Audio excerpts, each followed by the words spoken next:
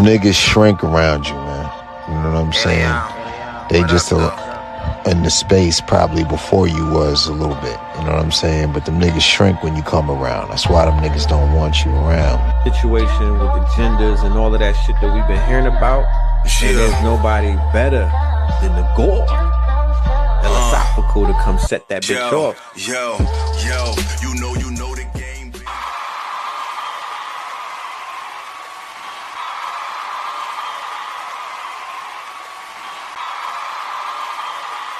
What's up? How's everybody doing? Peace to everybody that showed up. Shout out to everybody that's watching. Thanks for being with me. Got a good conversation trying to have tonight. Y'all see the flyer. Let me just test something out. Can y'all hear this? Can you hear that? If you can hear the sound effect, please press 1 in the chat if you can hear that. Can you hear that? Can you hear me? Is the sound good? Let me know. Working with some new specs. Y'all heard everything. You heard the sound of, can you hear this right here? Can you hear that? Let's go. Peace. Shout out to Kendall Hemphill in the building. Shout out to Intellectual Showbox and everybody else that's watching. Peace, y'all. What's going on? But yeah, y'all see the fly. Y'all see what time it is. It's a conversation going on in the hip hop game right now about who's responsible for starting this genre we all know and love, which is called hip hop. And I think a lot of people have already spoken about, the FBA aspect versus the yo, Eddie, what up, my boy? Shout out to my man, childhood friend, damn near family member, Eddie Ricks in the building. Shout out to my boy Eddie. Yeah, I'm be playing with the sound effects tonight. You know what I'm saying? I got some new sounds. I got some new joints. You know what I mean? I'm gonna be working with. You know what I'm saying? So yeah, we definitely gonna have a good time tonight, and we're not gonna keep y'all here all night. You know what I'm saying? Please support the channel while you're here. Let me damn, I should have set my goals. We definitely we have a goal of at least 10 super chats. You know what I'm saying? We're trying to definitely hit 10 tonight. I'm gonna set the goal in the chat.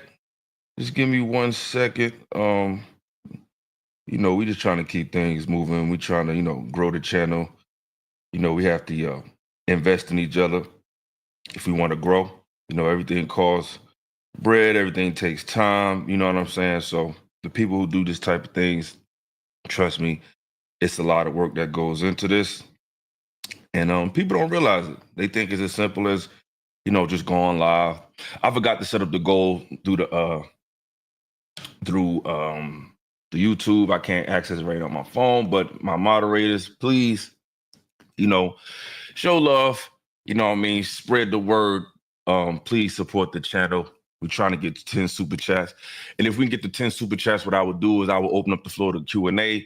I will open up the link, because I feel like this is a conversation that, if you grew up on hip hop, you grew up on rap, I feel like you have an opinion on it. You know what I'm saying? I don't think it's exclusive to one people. I think if you grew up in that area, grew up in an environment where this was played, and you grew up in this type of culture, you have an opinion on it. But as far as who started, I'm a firm believer in what Lord Jamar said. And as far as, foundation, FBA, whatever word you want to use, Black people in America definitely started this genre. And I think it's unfortunate that we always got to fight for the things we created, and everybody wants to take a part of it, but we can't have an opinion on their culture and things that they want to do. But tonight, I want to talk about something that I don't feel like a lot of people have talked about, which is, I think this conflict between Fat Joe and Lord Jamar shows us shout out to my mother in the building. What's up, Mom, my favorite lady? Peace to you. Thank you for pulling up, my dear mother. It's a funny story because I remember when I was younger, my mother, she didn't really understand hip hop like that. And shout out to Mom, dude. She didn't understand hip hop like that. And now that I'm older, my mother has a greater appreciation for it than basically she did when I was younger. And I think a lot of people feel like, there was this huge gap between Like I talked to my man Eddie the other day.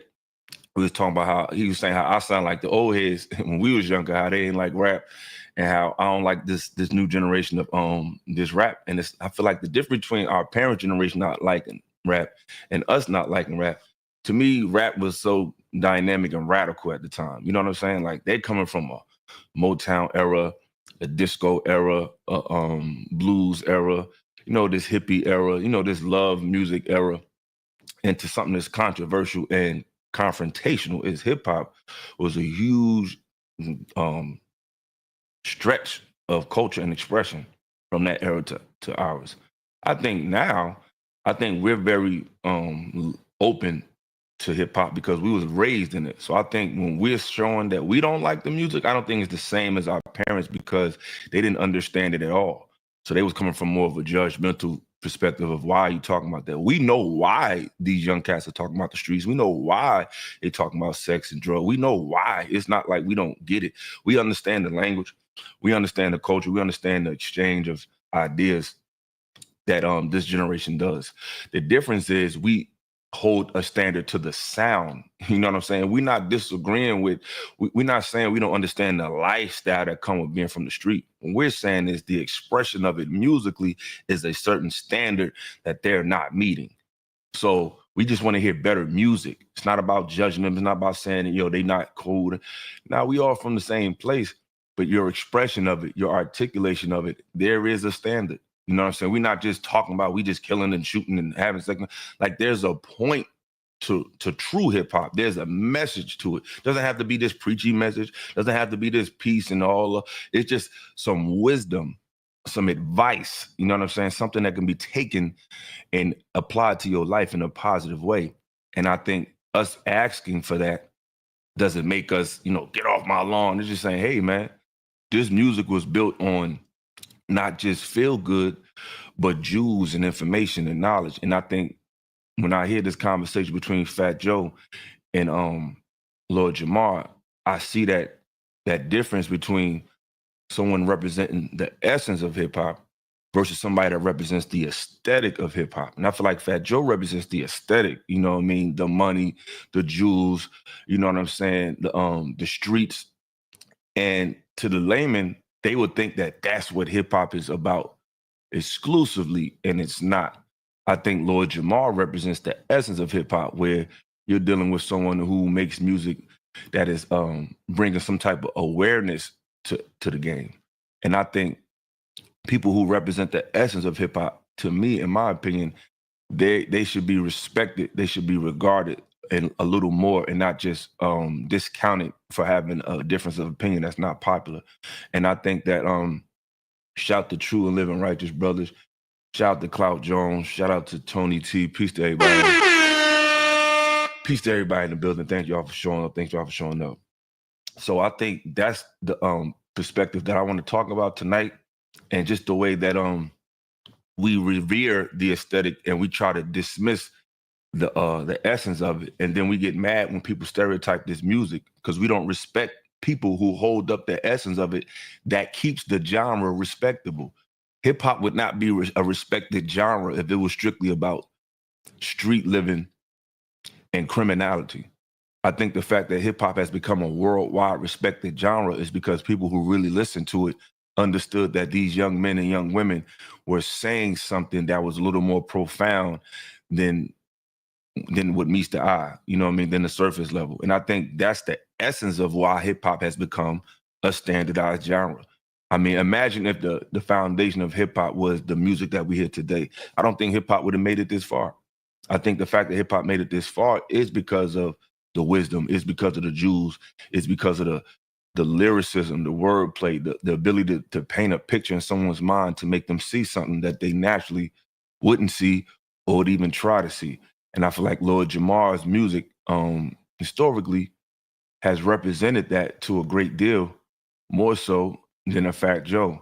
So I feel like because of that, he shouldn't be talked about in such a disrespectful way and be allowed to do that. So I'm going to play a clip from a conversation that Fat Joe had on Matt Hoffa's show called the what's the name of Hoffa's show? My expert opinion, if I'm not mistaken, shout out to them. They got a dope channel.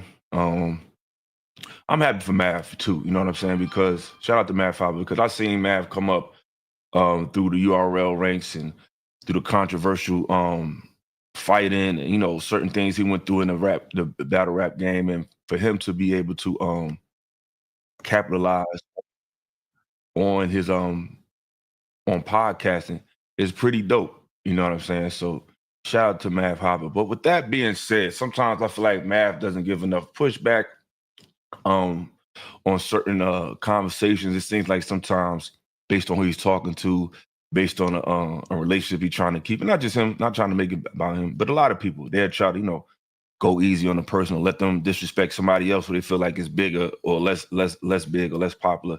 And I don't think that's cool. I think it's little stuff like this that makes hip hop a genre that's easily disrespected because we don't respect the people who respect it. You know what I'm saying? There's a lot of people that make money off hip hop. It's a lot of people that's been able to get rich off of hip hop that, celebrate the aesthetics of hip hop. But there's people like Lord Jamar that makes hip hop respectable, and people that stand up for the standards of hip hop based on the music they contribute to it, the concepts, the narratives. They should be revered to a degree because they keep the genre a respected genre. You know what I'm saying? Not just a feared genre because, somebody might get hurt if they say my name. That's not necessarily what hip hop is all about. You know what I'm saying? So let's get into it. Let me share the screen. Yeah. I don't know if this is the right one. I don't think it's the right one. Hold on, y'all.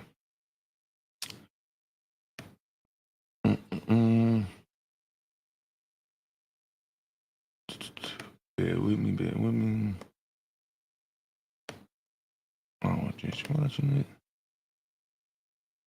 it. History. I'm trying to go to my history. I got a new computer and this extra. What happened to what I was just watching, man? There's no history button. Now I'm trying to find my history. You know how this shit go, y'all. They be just doing these new computers. Usually when I go straight to it, it shows what I was just watching. But for some reason, it's not showing my history. Because I was just watching the video with Fat Joe. I just searched for it. Fat Joe. Lord Jamar. All right. And the thing is, I feel like Fat Joe ain't have to disrespect. Here we go. He didn't have to disrespect Lord Jamar like this because I don't think Lord Jamar disrespected him. You know what I'm saying? It was just conversation. Hold on. Let me change the playback speed. I don't want no flagging. I don't want people to feel like I'm trying to take their stuff. So we'll get straight to. All right, let's go.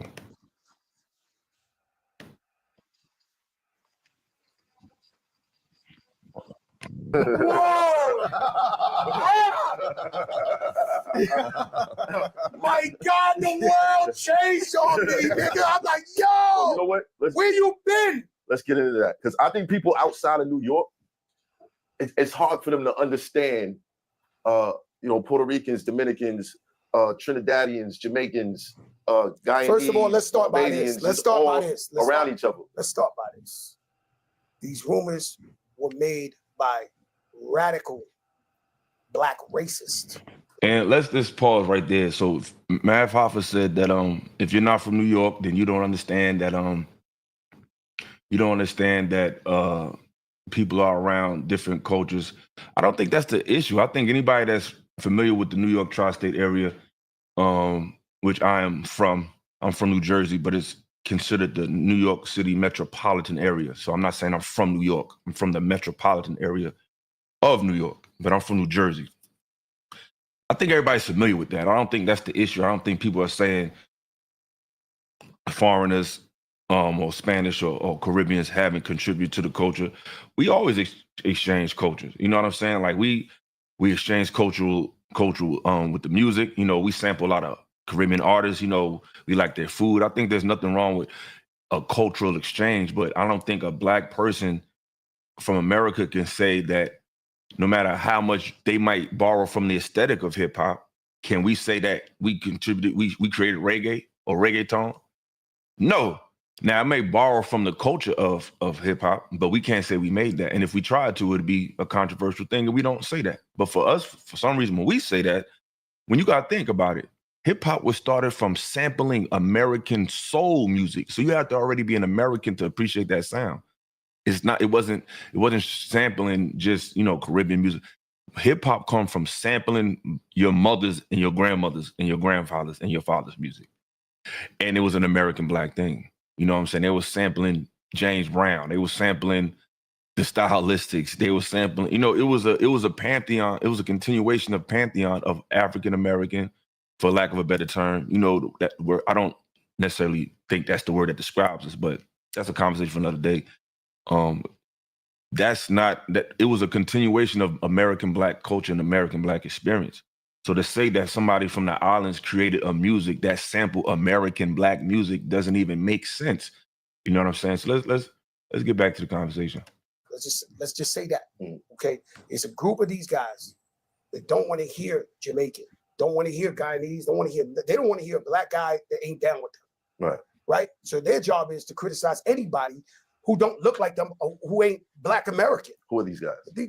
You want me to say a name? We're gonna give them too much clout. I mean, the FBA, Foundational Black Authority, whoever the fuck these broke niggas is. I'm just. And with a statement like that, this is a person who doesn't understand the essence of hip hop. If you know that hip hop was started by this group of people, or they had let's just speak from Fat Joe's perspective, because he don't think it was started by FBA. He may think they had a greater contribution, but he think that Puerto Ricans are, I guess, they co-founded hip hop. So if you know that the people that co-founded it with you have found interest in a particular train of thought where they're trying to stake a claim for things that they created that they feel like people can take from them, out of respect for the essence of hip hop, which is Black and brown, really unity with all people, out of respect for that, wouldn't you try to understand where they're coming from? Why would you just dismiss them as just broke niggas for a group of people who co-created this genre that you love so much? Now you could have said, "Now I love my brothers and sisters," but they come up with this crazy concept that I don't think is unifying. I think it's more divisive. But out of love for them, I understand where they're coming from. I would never disrespect the movement, but I just don't understand the movement. That sounds like somebody who understands hip hop and understands hip hop culture and understands the essence of it. Or as opposed to somebody like Fat Joe, to me, that sounds like somebody who represents the aesthetic of hip hop, the Jordans, the clothes, the graffiti. And, that stuff is the aesthetic. That's really the superficial aspects. And that's not really the real thing. And you can tell by the type of music he made. No offense. I bought Fat Joe, Jealous One, Still Envy. That was my favorite album. I bought it. I bought the physical copy. Like, I'm a real connoisseur. So a lot of people I speak up on, I done gave y'all some of my money. So at this point, I feel like I can at least have an opinion on what you're saying, type of music you make. And we got 30 people in the chat. Please support the channel. You know what I'm saying? If 30 people can give a super chat of $5, that'll be a blessing. You know what I'm saying? My goal is 10 super chats, but we got 30 people in here. Show some love. Hit the link, hit the Cash App. My moderators, spread the word. Shout out to everybody that showed up on the Monday night. Despite the rescheduling of the show, I really appreciate it. Clockwork, shout out to Clockwork. He said Latinos don't even wear clothes the right way. I mean, I'm not going to judge them based on their clothes. I know some fly Spanish cash, but that has been said back in the day that when a lot of these Latin people or Caribbeans came to America, that there was a lot of they didn't really know how to assimilate to the dress style. So that's what they said. I'm not from New York, but that's the word on the street. But let's get back to the video. Like I said, he was being very disrespectful, and I feel like if you understand the people who co-created this genre, you wouldn't have made that statement. So it's like, how much of hip hop do you really understand? Do you understand the fly shit, or do you understand the message of hip hop? And based on what he's saying, I don't know if he does. Let's go. Keeping it a buck, and that shit is to attack everybody on Twitter. You see this nigga who run them? Like, your leader? Oh man, you gotta be fucking kidding me, man. And so they trying to change the narrative. They're not from New York. Right. So they telling a whole nother story. This was whoopity doop wop. This that yo, bro. Far as I know, we're at Yankee Stadium right now, and it's hip hop's 50th birthday. And the guy who invented it, Grandmaster Flash, my brother carried his crates. My babysitters made up the let me hear say ho. It's two girls, twins, used to babysit me. They made up let me hear say ho. So they have a big problem. Now, carrying somebody's crates who is creating a genre doesn't mean you created the genre, man.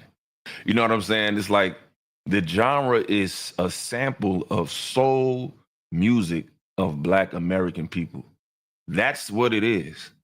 Now, unless you are a part of that, unless you was there for being there, unless you was a curator of that sound and a curator of the idea to sample soul music and make it a breakbeat, you didn't create it, bro. You were just a part of the people that was there.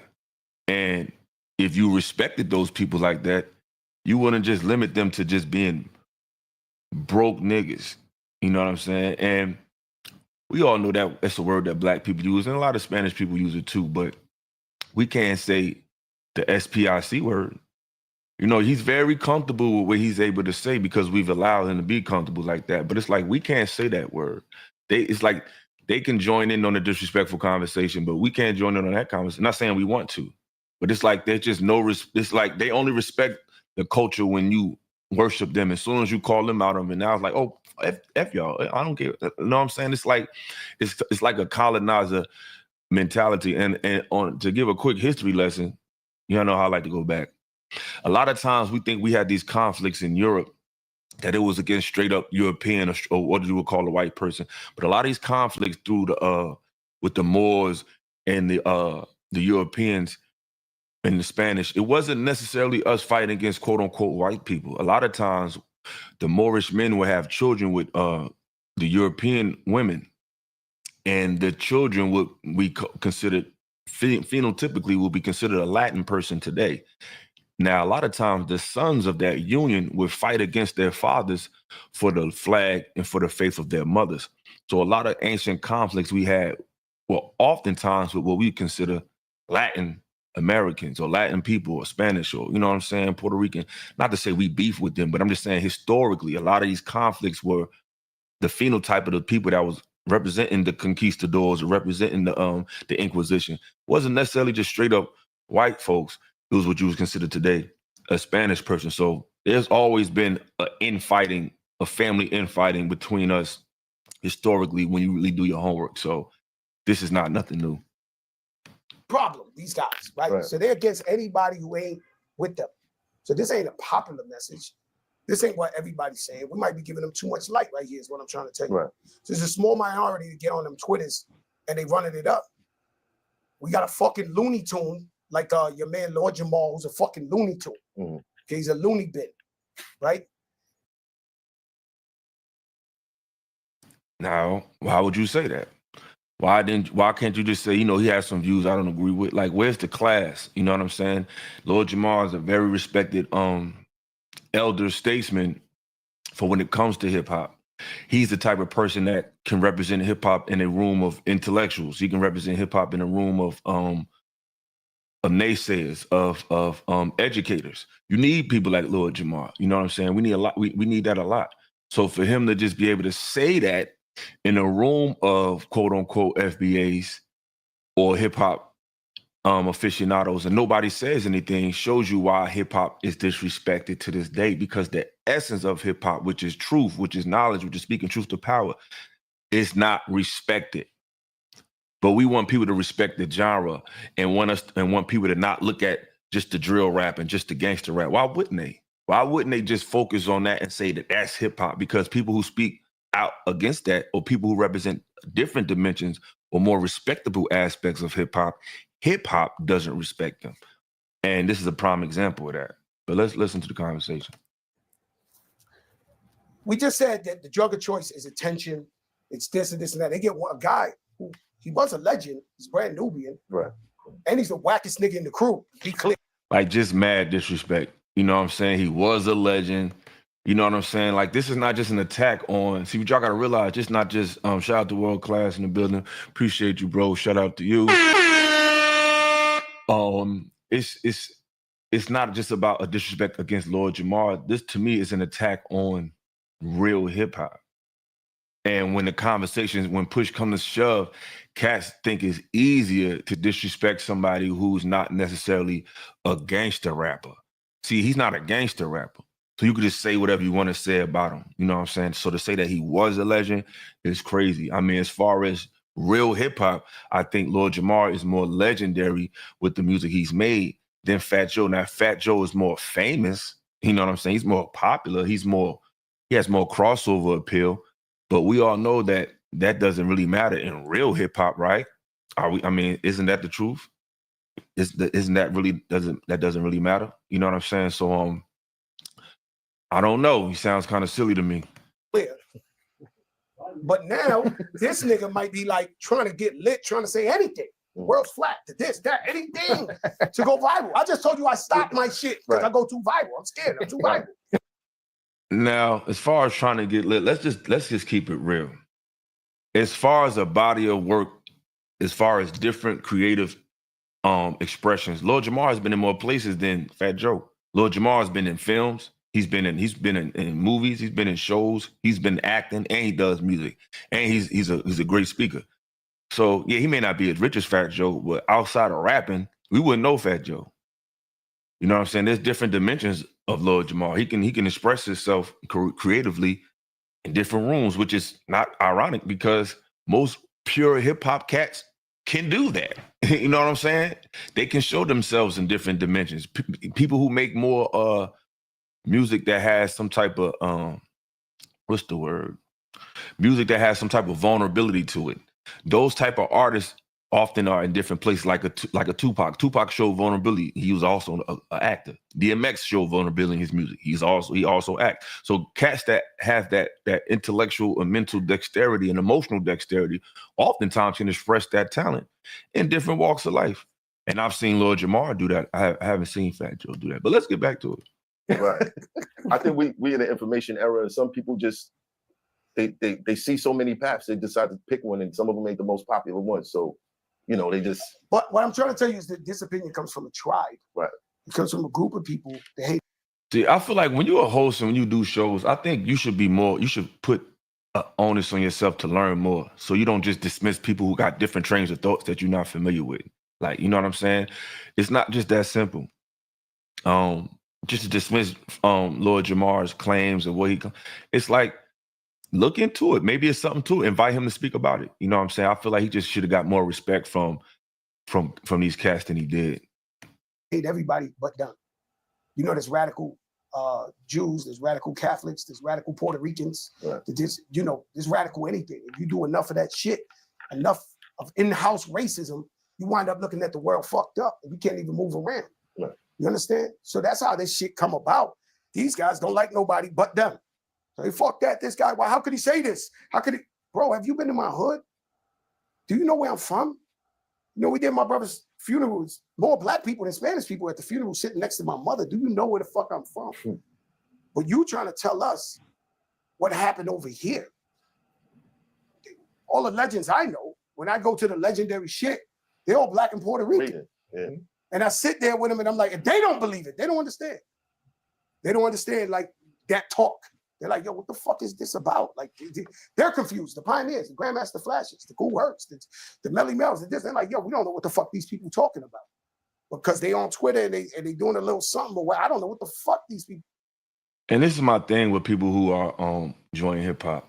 If you are part of the hip hop culture, when you act like you don't understand why black people would try to say this is ours, you don't understand not only hip hop, you don't understand black people.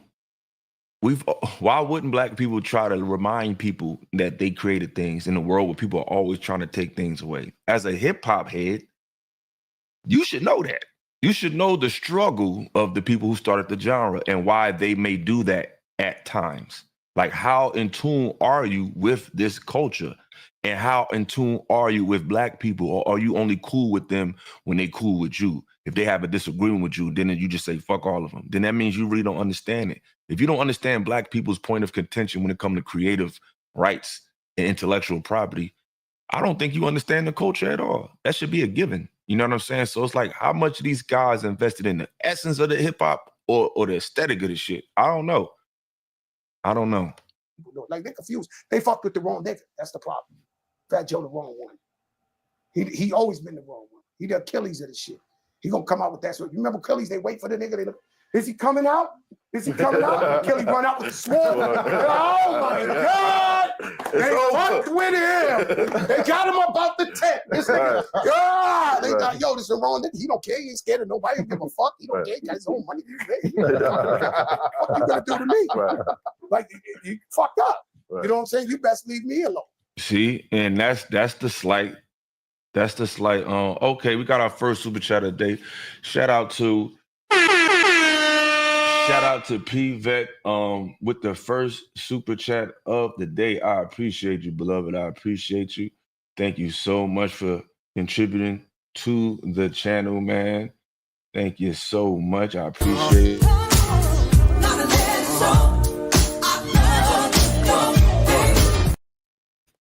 The brother said Fat Joe is from a legendary crew digging in the crates. Of course, he has classic joints for KRS, LL Cool J. Why is it nobody had a problem with lean back? My niggas don't dance. FBA get on Twitter every day and disrespect Africans and Caribbeans. Okay, let's talk about it. Shout out, thank you for the $20 super chat. And this is my problem with FBA. While at the same time I understand the gripe, right? I understand wanting something exclusively for Black reparations and Black issues and Black creative endeavors.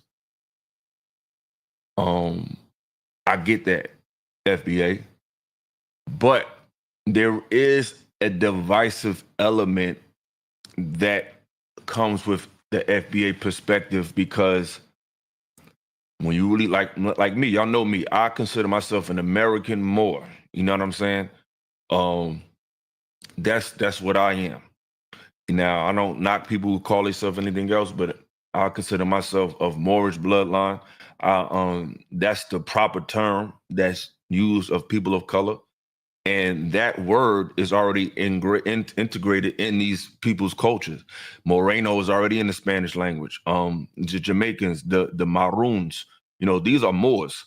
So that word unites the diaspora. And I think when you use words like, when you say FBA, it's like you cutting off other people who are really victims of the same colonial system. You know, the same Jamaica might be under. They might be old reparations from England. America might be old reparations from different certain banks. Like, we all are old from the same colonial system that just has different branches. So I feel like creating a term that's more, the word more is all encompassing. That word is already in all these people's languages. You know what I'm saying? So that's why I feel like coming from a perspective of being a Moor includes everybody. Now, you might be a Moor from Jamaica. You might be a Moor from Nigeria. You might be a Moor from Puerto Rico, a Moor from America. You know what I'm saying? FBA is just strictly, it's just us and nobody else. And I think we should create terms that open up the doors of networking, open up the doors of union with our people. That's just my opinion. And I feel like a lot of times the FBA perspective doesn't do that. The brother Clockwork said, these foreign Blacks do the same thing SBA do. And it's true. It's true. You know what I'm saying? It's blame on both sides. You know what I'm saying? We try to alienate them. They trying to alienate us. But I feel like we both do it from a lack of knowledge. We don't know how our histories intertwine because we're not studious. You know what I'm saying? Moors are all of us together. You know what I'm saying? I think if we come from that, we need to be a closed fist. We trying to fight this thing as fingers. We need to close this fist. You know what I'm saying? And I think the Moorish perspective is the best way to do it. But that's just my opinion. I'm not here to change your mind. I'm just here to add something to your database. So shout out to everybody for engaging the conversation. Let's get back to Mr. Cartagena. Oh, yeah. I'm going to go back a little bit because he said something I want to touch on. What you gonna do to me? Right. Like you fucked up. Right. You don't fuck. You don't Right. care. You got his own money. What you gonna do to me? Right. Like you fucked up. Right. You know what I'm saying? You best leave me alone. Ah. A lot has changed. See, I don't like the fact that, you know, he's talking like, you know, what fuck you gonna do to me? You know what I'm saying? It's always this street bravado, like as if, you know, if he say something, I'll beat him up. It's like I remember, I don't think he had that same energy when it comes to like talking about, you know, different. I'm not sure, but I think he was asked about, I think the Kyrie Irving situation. I'm not mistaken, about Kyrie talking about Jews and things like that. I don't know if he said something about that, but I think Fat Joe was very like, he was more respectful in that conversation, is what I'm trying to say. But he don't have that same energy for this brother. DJ Rhythm Selector said, I don't care too much about him saying nigga because he's been saying something over. Says it's when he called people that makes less than him as broke. Like as if he wasn't broke himself at a point. Absolutely. I don't quite, message was a little congested, but I get what you're saying. Absolutely. You know what I'm saying? And to me, that's a big red flag for people who don't really understand hip hop to me, because when you're always trying to shit on somebody broke, it's like, bruh, not to say the essence of hip hop is being broke, but hip hop always speaks to those who can't speak for themselves. So to talk this broke shit, it's like, yo, it's the place of brokenness and people didn't have money that created the whole genre. So why would we shit on them? You know what I'm saying? Like I said, you got the aesthetic of hip hop and you got the essence. Like which one are you? A lot has changed. I remember when battle rap was you have a rap battle, it was a certain way. That is like lawsuits when you lose. No, you gotta stop. Whoa. I have no comment on that one. Right. That's talking 2024. 2024. World changed on me. Saw that coming. World changed on me. It's 2024. There's a lot happening out here right now. So Joe, No comment on that one. You got no comment on that. No, because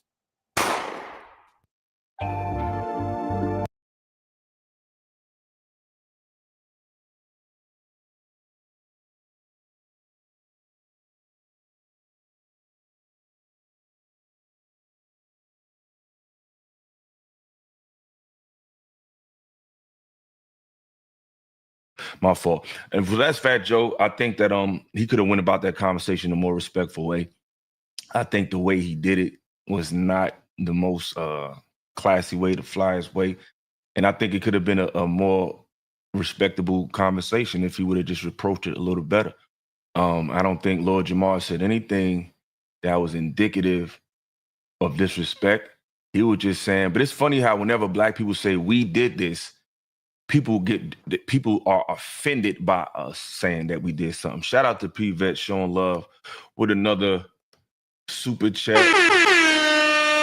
Appreciate you, brother. Appreciate you.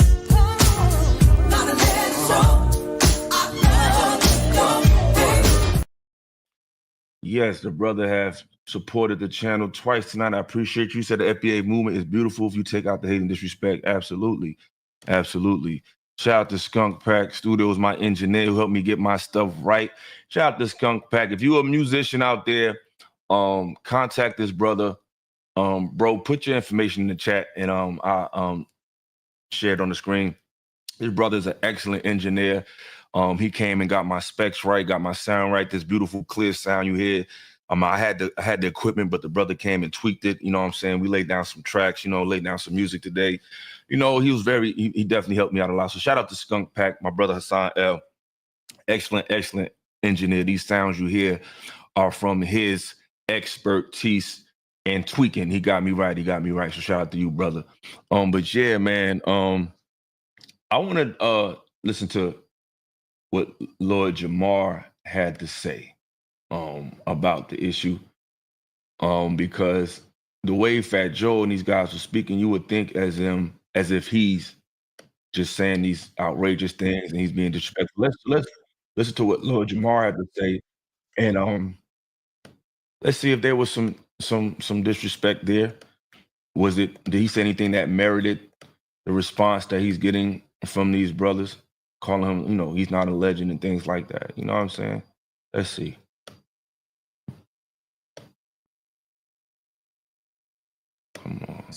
FBA is the one that put him where he is today. So you have to understand that it wasn't the Puerto Rican community or any other community that embraced Fat Joe. Fat Joe came up in DITC, which consists of mainly foundational Black Americans.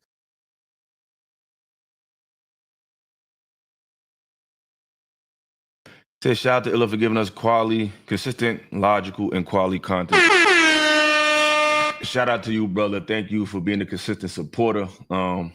People like you keep me motivated to keep it going. So appreciate you, brother.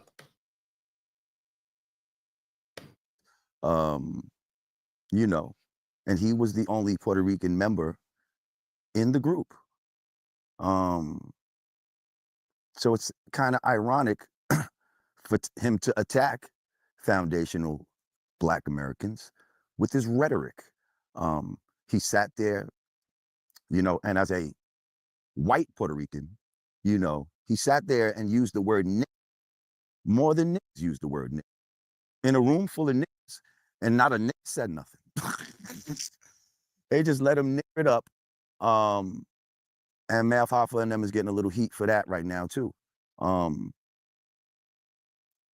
But I think it was uncalled for. First of all, it needs to be said that foundational Black Americans, and not the foundational Black authority, as he said,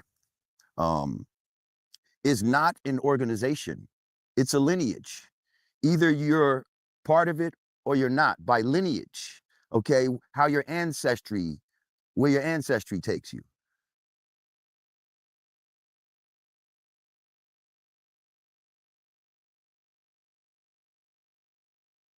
And this is my slight pushback to the concept of a foundational Black American.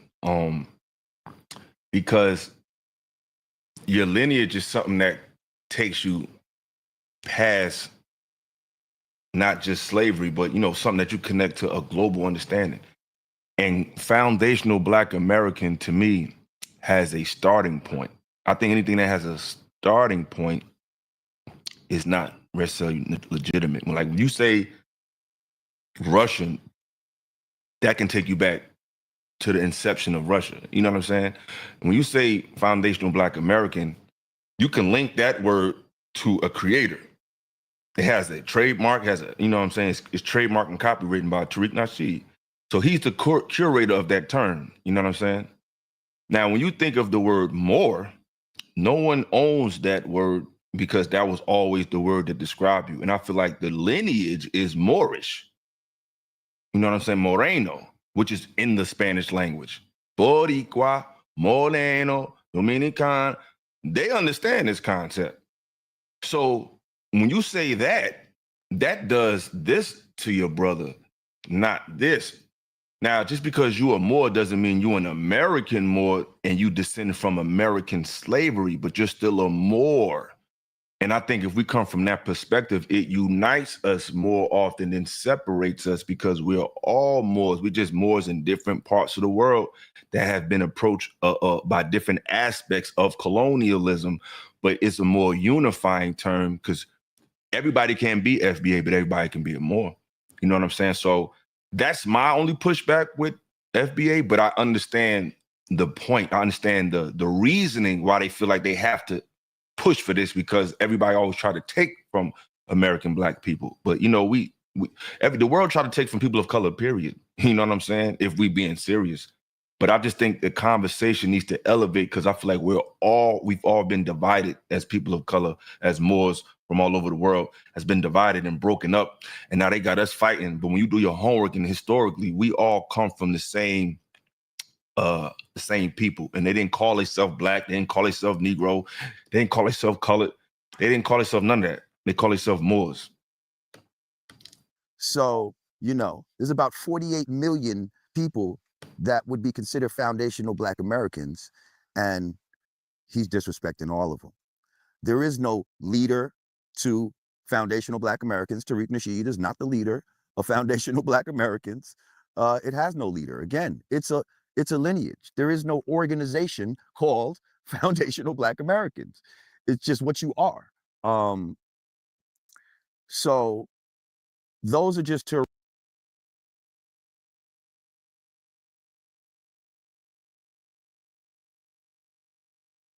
This is where Lord Jamar is wrong, because someone did create the word. So it's not just what you are. Because if somebody made it up, that means you wasn't that before they made it up.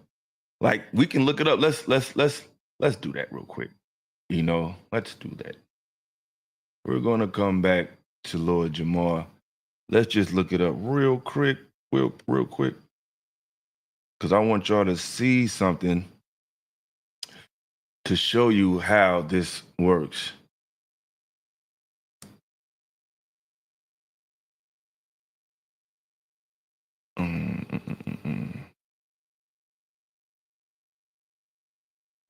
Let's see.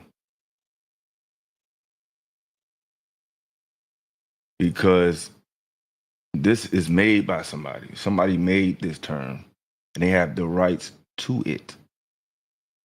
So, let's see. Let's see. Because there's no, what's the trademark on Ethiopian? What's the trademark on Russian? What's the trademark on these? You know what I'm saying?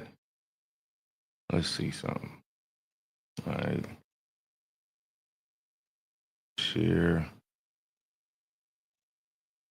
Okay, can y'all see the screen?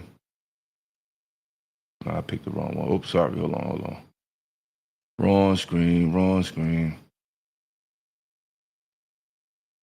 right, hold on. Let me see. All right. Now, this is the foundational Black American trademark details. All right, y'all. So let's just look. Let me make the screen bigger. So, foundational Black Americans, it is trademark. It has a serial number. It was filed 2022-316. Excuse me, 2022-313. It was filed. It is classified under advertising, business management, business administration, office functions, advertising, business management, administration, office functions, goods and services, advertising and marketing, disclaimer with predetermined text, foundational Black Americans. Trademark owners, Tariq Nasheed. It is trademarked. Anything like this cannot convert into a nationality or a national movement. It's a business movement. See, this is what y'all don't understand. If anything happens with foundational Black Americans in any way, this man is going to get the money. He may be in charge of dispersing it, but anybody that claims that title, if they're ever given, I don't know what his intentions are, so I'm not going to say what he's going to do. But legally, that term is owned by this man. So if anything would be dispersed, he would get it. See, that's what I'm trying to tell y'all. You know what I'm saying? So anything somebody can make, anything somebody can create and trademark cannot be a national, something that can economically and nationalistically be a remedy to a people. You know what I'm saying? African American is not us either.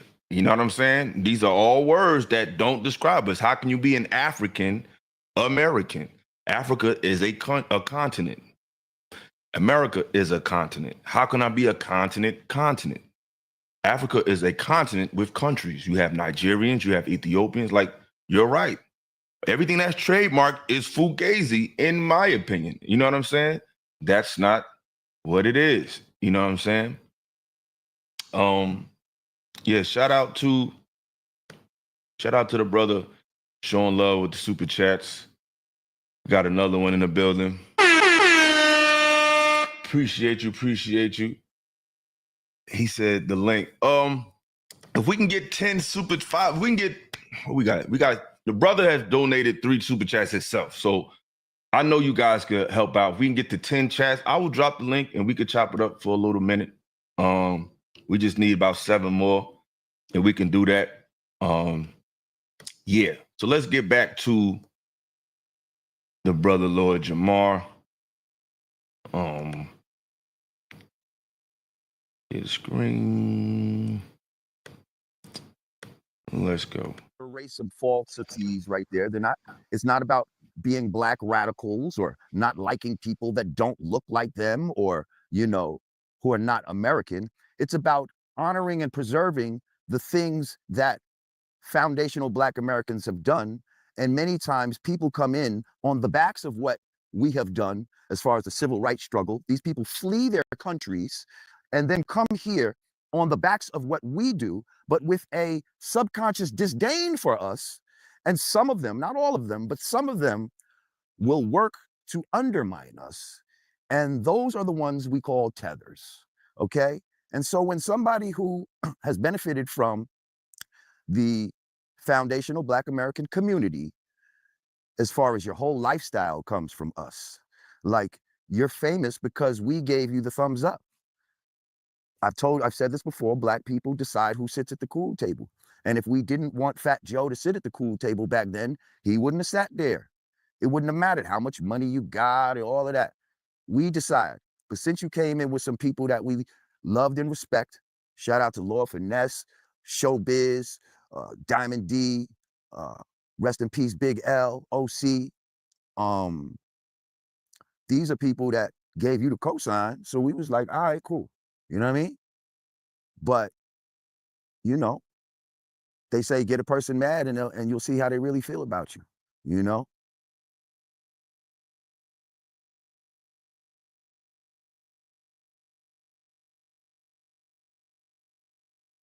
He's right. You know what I mean? And this is why I understand where FBA is coming from. You know what I'm saying? I understand it to a great deal because this does happen. People do come over here and try to take away from us. It happens a lot. And it has forced our people to feel like they have to go out their way to proclaim, listen, this is our thing. You got to do what you got to do. And like I said, Lord Jamar to me represents the essence of hip hop. Like, look at even Fat Joe, the music he make. This just on another note. Up north, I'm from up north. We never came from this tricking culture. The music never talked about it. And if I'm not mistaken, the rapper, at least musically, that brought that whole energy to up north was Fat Joe. Before the song Make It Rain, that's not something I've seen done up north a lot, where cats would just make it rain on strippers. But that song kind of made that cool. You know what I'm saying? That's not hip hop. That's not even some up north shit. So it's like even some of the things he brought to the game was not really essential to the essence of hip hop. I don't know why y'all see a delay in my feed. I don't know why, because this is a brand new device, so I don't know why it's slowing down and why it's. Do y'all see like a delay in the feed with the image? Is it affecting the sound? How's the sound over there, y'all?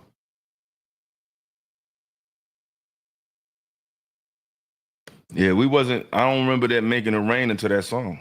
I think when that song came, that's when Making It Rain became this thing. So like that's what he brought to the game up north with the Make It Rain. A little bit. Yeah, okay. But yeah, let's get back to the brother Jamar. So when he was in there talking about broke ass niggas and all of that, like, let's be clear, he wasn't saying nigga as a term of endearment. Like, he was angry in that moment. So to be saying nigga is kind of crazy. You know what I mean? It's kind of crazy. And what I'll also say is, it's kind of tricky to call people a black radical group and all this type of shit. Like, that's almost trying to like bring heat on people. You see what I'm saying? Because you got politicians and all out here that make laws.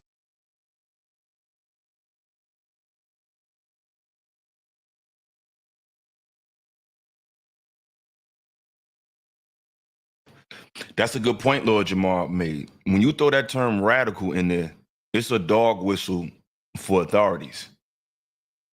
And we don't want to be snitches. That's the hood shit, right? Fat Joe's the gangster. You know what I'm saying? That's kind of like, these are words that can get certain, you know what I'm saying? It has a certain connotation to it, which makes me ask the question, are these guys really understand the culture of hip hop they're a part of? Or they just understand the aesthetic of it when it's convenient. Because certain stuff you shouldn't even have used that word radical with a black group that's associated with hip hop in that way. But at the same time, I can't control what these folks are saying on Twitter, because I've heard some extremist statements from the FBA as well. But this is why communication is everything. Respect is everything, because we these words get thrown around and it just causes a bunch of confusion, and nothing gets done, nothing gets fixed, no solution comes from that. But Fat Joe using that word to describe other black people who helped create this culture, it's kind of strange, you know what I'm saying? Because it's like, you know that they don't hate you. You know what I'm saying? Like, where's the understanding for what they're trying to say? And it's funny how we can understand what the gangster trying to say. We can understand what the thought is trying to say. But we can never understand what the intellectual is trying to say. We have to go straight to the most extreme example to disqualify them. But we never have patience for these type of thoughts. You know what I mean? I find that very interesting. But shout out to, we got 50 people watching. We got 3 super chats. Please show some love, y'all. We are not passing around a trash basket. We are not asking for you to put your gum in this shit. Like, come on now. Donation. It's a donation. I thought it was a trash. Don't be hitting on me. This is not a trash basket we passing around. Show some love to the channel. All right. Show some love. You know what I mean? We get to 10 super chats. I'll drop the link. And I invite you guys to the conversation for about 30 minutes, a little quick Q&A. If not, maybe next time. But let's get back to Lord Jamar. Against that. They recently passed a law, something about black radical groups. And now to throw that out there was kind of, that was kind of crazy. Oh, and also what I wanted to address, right? Before we get to the part where he's talking about me, when he said, whoever these broke niggas is, right? All of this shit about, yo, your niggas is broken. Like, that's the new racism, okay? Like classism, and talk about niggas is broke. Like, the last I checked, Puerto Ricans in the Bronx is broke too. So what are we talking about here? Like, what's all of this taking on the oppressor's disdain for people that don't have money? It's an excellent point as well. I remember those cats was upset. I think Andrew Schultz, if I'm not mistaken, was at a Trump rally. He said Puerto Rico was a floating piece of garbage. Now, that was very offensive, but they was alluding to the fact that there's a huge trash problem in Puerto Rico, but it was still offensive. But it was also alluding to poverty. Trash is adjacent to poverty. So shout out to Virgo Moonchild. Peace, peace, peace. Trash is alludes to, or is synonymous with poverty. So he didn't like that. The Puerto Ricans did not like him of alluding to or basically making a mockery of their poverty. But when he gets upset with the black person, they just broke niggas. You see how we pick and choose when we want to be offended or be offensive when it fits our bottom line? Regular, everyday working class people. And then you want to talk about racism, like people's being racist or discriminatory against you, yet you're the first one to talk about these broke niggas. And a bunch of people do that. And to me, it just reeks of insecurity. It just reeks of, because if you didn't have money, if you didn't have these things, would you really have, all the people around you supporting you? Would you really have loyalty like that as a man? If people didn't think that they can get something from you, if you wasn't that guy for the longest time, is that how you even got on in the first? Oh, let Joe in. You got money, his older brother, you got paper. Like, I'm just saying, if that wasn't there, there's a lot of, I feel like there's a lot of things that wouldn't have manifested. Shout out to, we got to give him a wrench. To my moderators, give this brother a wrench. He's showing love tonight. Bobo Ranch with the $2 super chat said we should have trademarked hip hop. Yes, brother, we should have did a lot of things. To my moderators, please give him a wrench. Please give brother Volvo Ranch a wrench. He has earned it. Shout out to everybody in the chat. We got 47 people. Show love. Hit the Cash App. Hit the super chat. please support the channel. Please support the channel. Only I can give him a wrench. Oh, okay.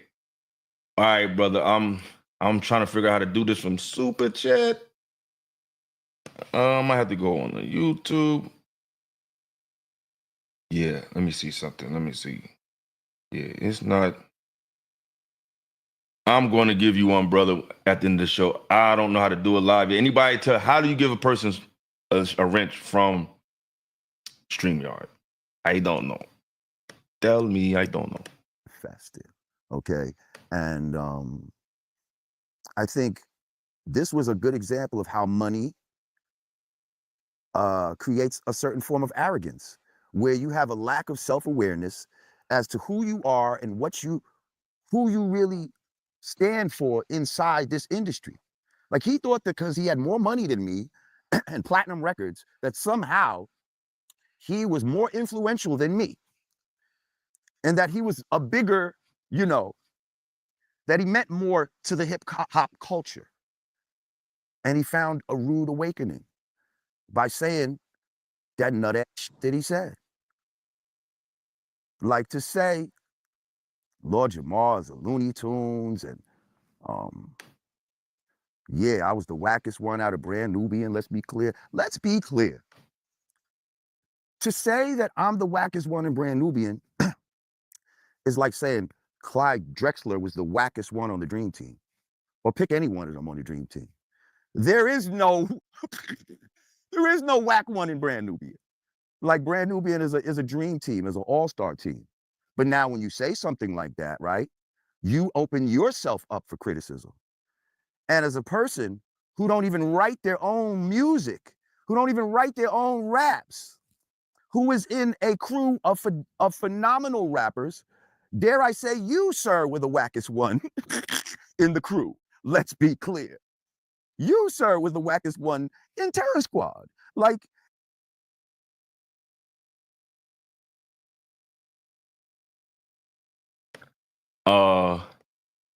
Shout out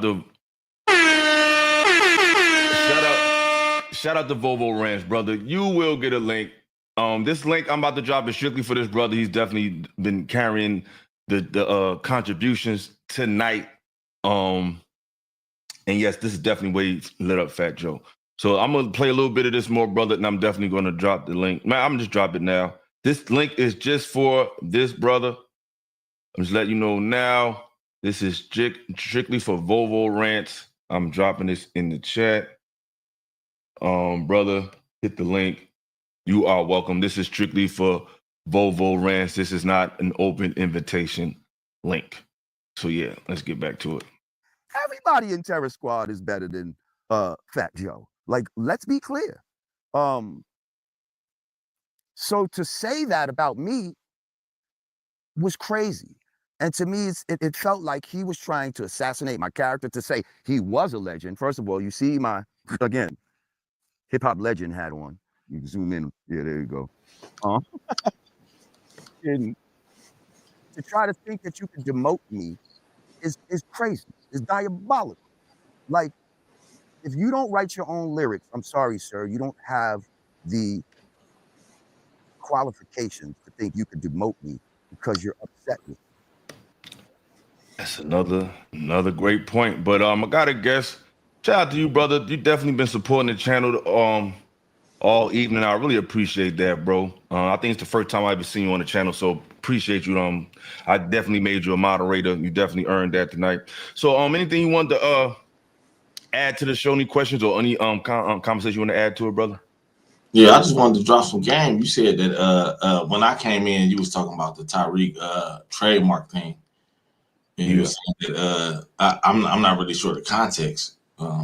That's why I left that comment in the comment section that we should have trademarked hip hop. No, I agree. I think that's, go ahead. Tyreek's smart for trademarking FBA because these people try to steal it. They'll try to steal it and then market it when they get hot. So he got out in front of it. But FBA is just a lineage. It's just a way for us to name our lineage and make a distinction and delineate from everybody else, because there's a lot of people trying to steal our culture, trying to steal our heritage, trying to steal our story. So, so that's why we want to, you know, name ourselves. That's power. When you say I'm part of this group and this is the group I'm part of, and here's the reason why, that's power. You know what I mean? So we just want to make the distinction, but you know what I mean? That's just what it is. He got out in front of it. He got out in front because somebody else is still. A lot of people like FBA. They hate on it, but they wish they was a FBA. They wish they fit they wish they fit the criteria. So you know what I mean. So they trying to steal it because it's a big meltdown right now. We watching a big meltdown. Everybody got our name in their mouth. So that's just what it is. He got in front of it and he was smart. I mean, I respect your opinion, but I respectfully disagree. I think that the problem is we already have a name. We already have a lineage. The problem is there's so much misinformation out there, and there's not and a lot of our people are not studious enough to really learn for themselves. So it's easier to go a route where we just create something new, and you know, it feels good. Who is we? I mean, well, people that think like me. I don't think that. I think But African. I mean, like, who is we? Like, let me talk. I just let you the floor. What I'm saying is, like I said, I respectfully disagree. You know, I'm not. I understand where it comes from, but I think as far as people taking from us, people have always been taken from us. And it's us that we're talking about. It's not just foundational Black Americans. It's people of color all over the world. Since we've been on this planet, they've been taken from us. You know what I mean? It's nothing new. They took jazz, they took hip hop, they took civilization from us. You know what I'm saying? So that's not true. No, that ain't what we talking about though. That's no, not. I know that's not what you're talking about. But what I'm saying is, there's nothing new under the sun. So trying to create an identity for yourself is not a new concept. You know, a lot of things that Tariq Nasheed has gotten has come from the trains of thoughts of other type of people. Like I remember when he was they was interviewing him about who are the, like, to me, FBA is a social group more than it's actually a nationality. To me, I don't think it fulfills the principles of a nationality. I think it's a social group. Like it could be a group like the Panthers. It could be a group that brings awareness. But I don't think you can. I don't look at it as like a Chinese American or a French American, or I don't look at it like that. I think it's a social group, and I think that it's limited ultimately because what was done to our people, to me, was an international crime. And I don't think you can take the FBA story and take it to the United Nations or take it to a higher level of policy, in my opinion. I mean, we'll see. It's still new. We'll see. Maybe they'll get a check. Maybe they'll get a check cut. Maybe they'll open some doors that I never seen, and that more power to it. But when I do my homework, and when I do my homework on where we come from, I think we're the word more, to me, is a more global, encompassing term. Even when they asked Tariq Nasheed, when he was interviewed about the term FBA, he said FBA represents Moors who came to America and stayed. So I'm like, if that's what he said, this is the man who created FBA. And I'm gonna play the clip. I'm gonna play it. He said it himself. He said FBA represents the natives that was here and the Moors that came and the Moorish navigators that came and left. So can I just show you this real quick? You gotta let me talk, brother. You know what I'm saying? You let me. I gave you the floor. But this is what he said. He's the person who made the term, right? This is what he said. He said that FBA consists of Black people that were here and Moors that came here and stayed. So if they came here as Moors, how do they leave as FBA? They are Moors already. I think the problem is our people don't understand how Moor is synonymous with who we are today, and we don't feel connected to that word because we don't quite understand what that word means. A lot of us think that word means Muslim. A lot of us think that word means African. We don't think that word has any ties to our American experience, and it does. The people that were targeted for slavery that turned into FBA were Moors. There's Moors in Jamaican culture. There's Moors in Spanish culture. The word Moor is synonymous with these cultures. That word is already tied into their language, tied into their identity of themselves, because that's the original word that represents our people, and it'll connect the diaspora and not just American. I think we in a position where we need to connect the entire. This is my opinion. You know, we could keep working on our own all we want, but I think historically we was the most powerful when you do your homework, when we were united to a degree with different walks of life and different nationalities. But you got it, bro. FBA, all we deal with is homework. That's it. That's all we do is homework. That's it. That's pretty much it. We only dealing with lineage, with scholarship, with you got to be able to prove it. You know, that's all we dealing with. I didn't really understand. So you can prove that we're black people. Depends on who is black. Who is black? Like what's your qualification? What does black mean? What does it mean I'm to be a a foundational black American. I'm a foundational black American, according to the definition. I'm a foundational. Okay, what's the definition of a black person? For a black person, I don't know. That's up for debate at this point because hold on. Can I finish though? Maybe you will understand what I'm saying. That's up for debate at this point because it's so many people claiming black. Fat Joe just claimed that he was black. He never said he was black. Oh, that's Puerto Rican. Leave that alone. I know you ain't seen the video. You haven't seen the video. You just haven't seen the video, brother. That's so let me explain what he. So if he did say it, this is what he meant. Because the reason why people say that you black. won't let me finish though. You won't let me finish. But go ahead. Go ahead. Fat Joe claims he's black. Rachel Dolezal claims she's black. French Montana claiming he black. All these people claiming they black. So our thing is we trying to end the argument. You can be as black as you want to be. Go ahead. You can be black, but you're not a foundational black American. That's not up for debate unless you do the scholarship, you do the lineage. You got to be able to trace your lineage back to the 1870 census, or you're not a foundational black American. Period. You could be black over there. There's all types of people claiming to be black now. Everybody's black now. Everybody's a nigga. Everybody's black. Everybody's hip hop. Yo. Everybody's got their hat to the back and yo.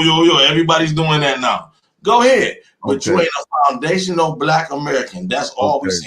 So what you're talking about and what Fat Joe is alluding to. You got a lag on your thing. You got a lag too, bro. I know. I don't know why. But the reason, y'all can hear me though? Yeah, we can hear you, Illa. Okay. What French Montana and Fat Joe is alluding to is a experience. Because I'm trying to tell you, bro, just listen. I know what it sounds like, but this is what they're trying to explain. They're just not good at doing it. The reason why so many people say they're black is not because they're saying they're literally black. They're talking about the experience, because everybody knows that to be black is not a genetic thing. It's a social experience in America. That's why you have people that look like us and they'll say, I'm not black, because they know that that word has no genetic or national founding. The word black does not lead to any place or land. It's a color. It's not a brand of, it's not a genetic, it's not a word. You have Chinese people, you have Nigerian people, black people. There's no, when you name somebody, you have to connect their name to land, history, and culture. Black culture is something that's a post-slavery branding. It has no nationality attached to that shit. It doesn't. You cannot show me anywhere in history before slavery. What's that? This is a census record. 1870 census. Go ahead. We were classified as black on the 1870 census. Classified. That doesn't mean that's what you are. We are. We have the black experience for real. So there's no way that a Fat Joe can live the black experience. The black experience in America can be experienced from different people. Exclusively, it's experienced by us. But when we talk about the black experience, I'm talking about the experience of classism, being treated as less than. That's if you treat a Chinese man less than, I'm not Chinese. You gotta let me talk, bro. That's a social experience. There is no nationality called blackness. You cannot say the word black is a branding. You just said it's a classification. That means they took a people and reclassified them as something that they weren't previously. So if you wasn't black before you was a slave or was enslaved, that means that's not what you are. That's what they called us, to remove us from a national understanding. You just said it was a classification. That's not a nationality. That's a classification. That means you're at the black class, which means you're at a lower class. So to claim that and say that's what it does mean. You ever heard of the Christian black codes of South Carolina? How the Negro and the black person was considered a slave to this day? That's why we don't get the justice we get. So Tariq Nasheed he's not an ignorant person. He got his information from people that understand that there was Moors. That's why he said FBAs are Moors. And I'm gonna play that clip. So hold on. So let's watch that clip, because we can't be Moors and FBA. We got to be one or the other. You can't be both. A double-minded man is unstable in all his ways. You know what I'm saying? I mean, that's cool. That's great. I'm not against no people of color, but there is no such thing as a black or white person. That's not a real word. These are brands. They're not real. They're not real thing. Brother said black is considered dead in the eyes of law. These are facts. I'll just say this, right? Part of being an FBA, you got to come from the black Moors. Go ahead. You can't come from Moors. You are a Moor. I can't come from Asia and be something else. Either I'm Chinese or I'm not. That's an oxymoron in thinking. I'm not trying to disrespect you, brother, but it is an oxymoron. You can't come from do you know what we're saying, though, brother? Or you're not. Do you know what we're saying? I know exactly what you're saying. One of the black Moor explorers is one of the stars on this flag. That's what we're saying. That's part of it. That's part of it. The Moors are part of it. The Moors are part of it. It's not a part of anything. Moors are the people you come from. You cannot be. If your grandfather was a Moor, you that's what you are. If my grandfather was Irish, if a Moor had sex with a white woman, would you be half white and half Moor, or would you be all Moor? They would be called mulatto or morisco. All right, so that's a mixture of things, right? That's what we're saying. What we're saying is three groups. It's three groups. You can do what you want, but just because somebody can make something up, don't mean it's legitimate. But like I said, I'm not against the movement. I understand it. I just see the holes and I see the flaws in it. But 18th letter, you want to add to the conversation, brother? Hey, what's going on? How you doing today, Illa? Shout out to you, bro. Please, man. I had contributed to the Cash App. Oh, okay. A little bit earlier. I appreciate you. Thanks a lot, man. Shout out to Vovo. I'm a little bit torn on this situation because me too. I feel like it's a double-edged sword, and it's a lot of things that a lot of people are not really taking into consideration. Like when we talk about hip hop is no doubt, and like for instance, me, Illa, I identify as African American, Black American, and I'm not very knowledgeable on the history of the Moorish people, especially in North Africa. So I just practically identify with, how I was raised, and one of the reasons I identify as Black American, African American, because out from slavery, I can trace my roots come from the continent of Africa, mainly sub-Saharan Africa. And I know we can't say a particular country, but I do know that we descend from West Africa, and we're a mixture of different tribes brought from different parts of that, area. But like when it comes to hip hop, of course, it is a African American art form, or FBA art form for some who would say that's something that we created. But I don't take away from the Puerto Ricans or Jamaicans who made contributions to the art form in the South Bronx, when they was coming up. I don't take away from that, because I'm gonna keep it all the way real. When I was coming up as a shorty, watching Beat Street, watching Breakin', watching Wild Style, watching different things like that, and those was movies from the 80s. I can't remember a time when there wasn't, either Puerto Ricans or Caribbeans involvement in it. Not saying that they created it, but I'm just saying that they did contribute, and they was in that particular art form. But the double-edged sword is that what you were saying earlier, every time we create something, then it's a problem for us to identify that we created it. Because a lot of people, which we have seen, do come to the United States, and because most people have been brainwashed to be anti-Black or anti-Black American, or to believe whatever the stereotypes was about us, or a lot of people have this mentality where they regurgitate white supremacist talking points, saying that we're lazy, we don't have a culture, they all have these different racial slurs about us, within their culture. For instance, People with Puerto Ricans call blacks moyos. You know, that is a racial slur that they ever use for black people, moyos or tintos. You have Mexicans that call us mayates. You have Italians that call us mulians. You have, like, all of these different, and that's the thing where people are not being honest about. It has been the reason why people are getting so much pushback now is because black people, not saying we don't have our bad apples, we got our bad apples, but for the most part, out of every other group, we've been the most accepting group out of anybody. And yet we're constantly the ones that disrespected, because a lot of these groups come here and they aspire to be close to the proximity of whiteness that they possibly can, even though some people, because they have a European admixture, some people, you know, feel like that their nationality and their culture makes them better. Even in the continent of Africa, you have people, oh, I'm not like those black Americans, I'm Jamaican, or I'm not like those black Americans, I'm Nigerian. I agree. And you know, and they just completely dismiss our past. They completely dismiss what we went through. But I don't feel like we should be attacking the ones that are allied with us as well. But that's all. Question? And I'm gonna let you jump in there real quick, Vobo Ranch, and then you can go after this. I appreciate the FBA's movement, but the issue is, to me, once you introduce the more, because you said, you put me up on game. You said y'all have the Moors on the flag. That's dope.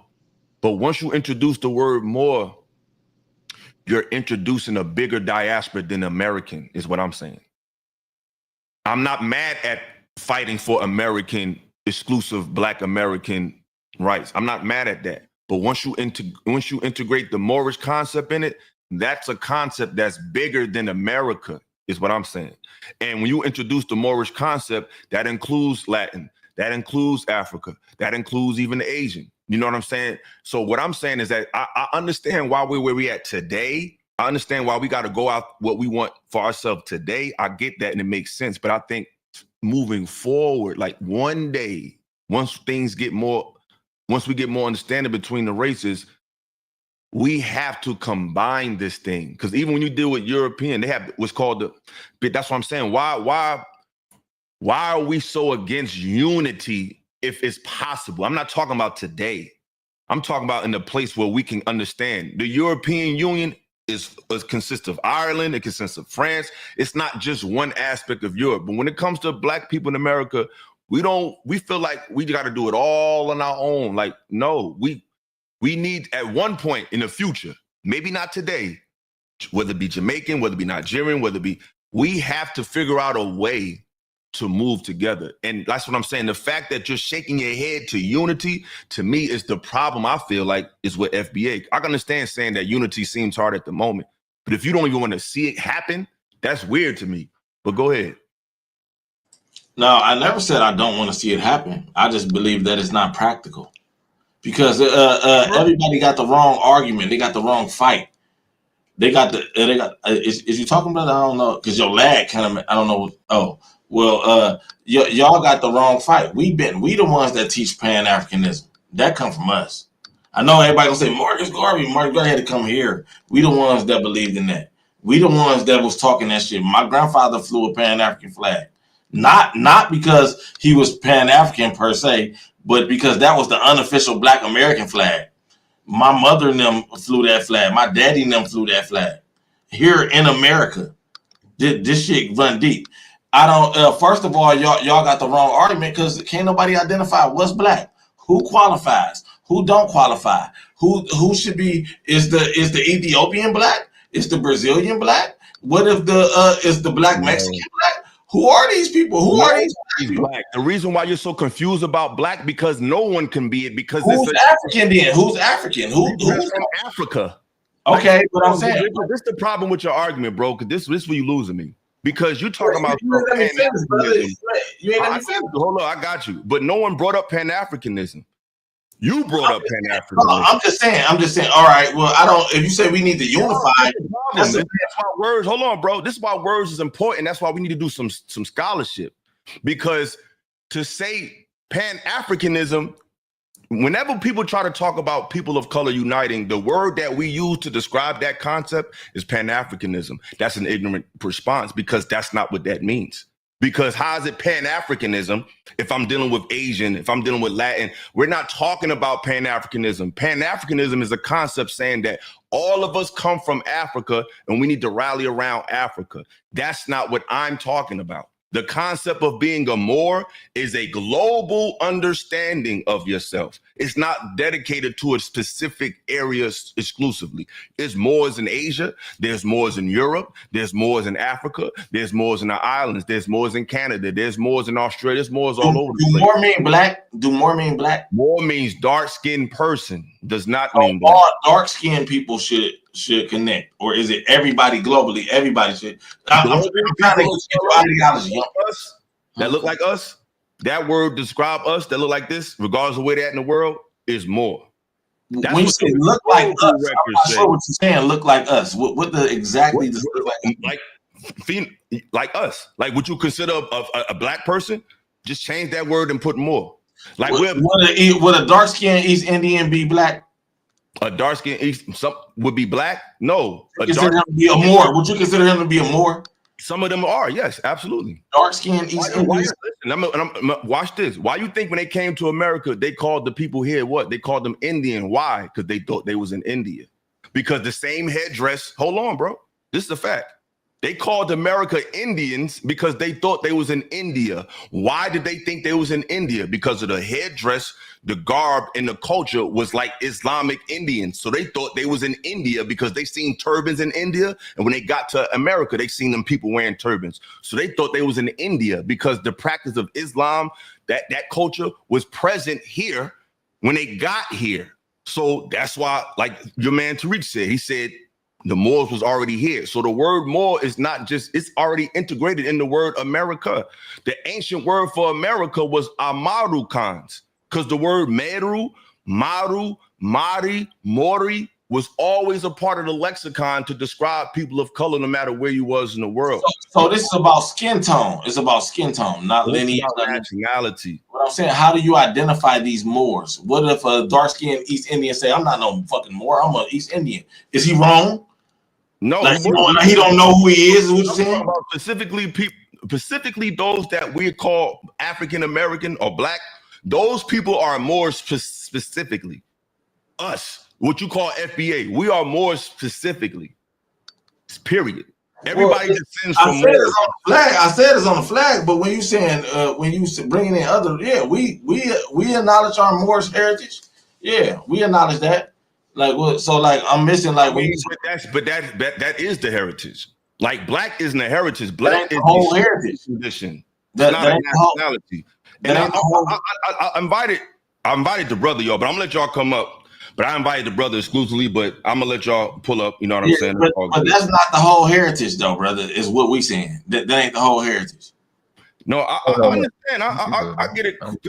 Really, I just feel like it's not. It doesn't lead to the bigger problem. I don't think it covers the bigger problem, though. You're talking around the bigger problem. Let's hear the bigger problem. That's why I came up. I want to hear the bigger problem. The bigger problem is a global institution that divided the people. That's the bigger problem. White supremacy is a global institution. That's our stand. To America. White supremacy is not exclusive to America. That's our stand. So the remedy can't be exclusive to America either. Yeah, but this ain't about ending white supremacy. Well, it is about ending white supremacy. I'm not even talking about ending white supremacy. I'm just talking about no.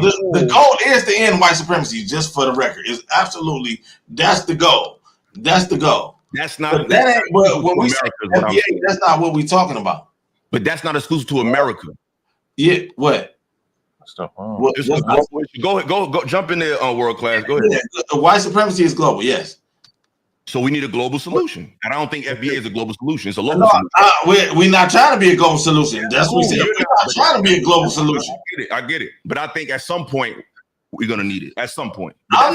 Listen, we can't save the world. We can't save the world. It's about saving your own people. But go ahead. When you say global solution, Russia is on this globe. China is on this globe.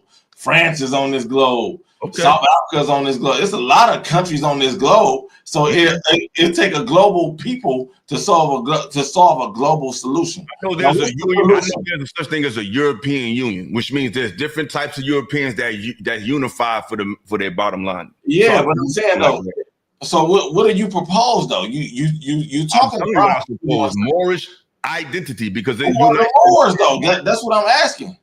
Who the Moors, brother? Who the Moors? Teach me. The people that call themselves black, the people that's descendant of Africans, the people of Native original Americans, like the word for people of color, which you would consider an African or African American, those people are Moors. No, you said globally though. Like give me some Moors all around the world. Americans all over the world. It's black. It's original people all over the world. It's what? Go in there, jump in there, world class. You want to say something? Can you come back? It's breaking up a little. It's breaking up a little bit on my end. I can hear you. Can you hear me? All right, we can hear you now. You hear me? Okay. Yeah. All right. Let me make it simple. The word more, the word more means what you mean when you say black, but the word black don't mean what you think it means. The word black means pale. I'm gonna say it again. The word black means pale. The word blank, blanket, blanche. In Spanish, the word for white is blanco. In German, the word for pale is blas. The word black is a German word. It does not mean dark. The word more does. More designates a genotype. The genes you come from. You get confused with phenotype, what somebody from India look like, what somebody from Kenya look like, what a Chataragi would look like, what a Taino would look like. Their facial structure, that's phenotype. Their skin tone, where they got their genes from, is genotype. As distinguished from race, which comes from another German word, rasen, which means to rush, which is a verb, not a noun. That's parse. So when you go through etymology, parse, and syntax, which is sentence structure, which is where the conversation need to start when you're talking to an FBA or African American, you got to remember y'all wasn't allowed to read for 100 and something years. So you want to hide something from a nigga. You something different, just for context. You something different. Y'all that don't know. Those of us that do versus y'all that don't know. No, I'm asking, are you something different? That's making it. Y'all, I meant y'all that don't know versus those of us that do know.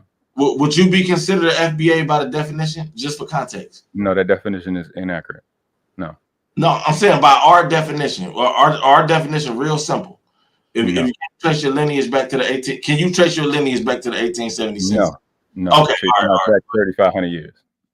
Might as well go back that far.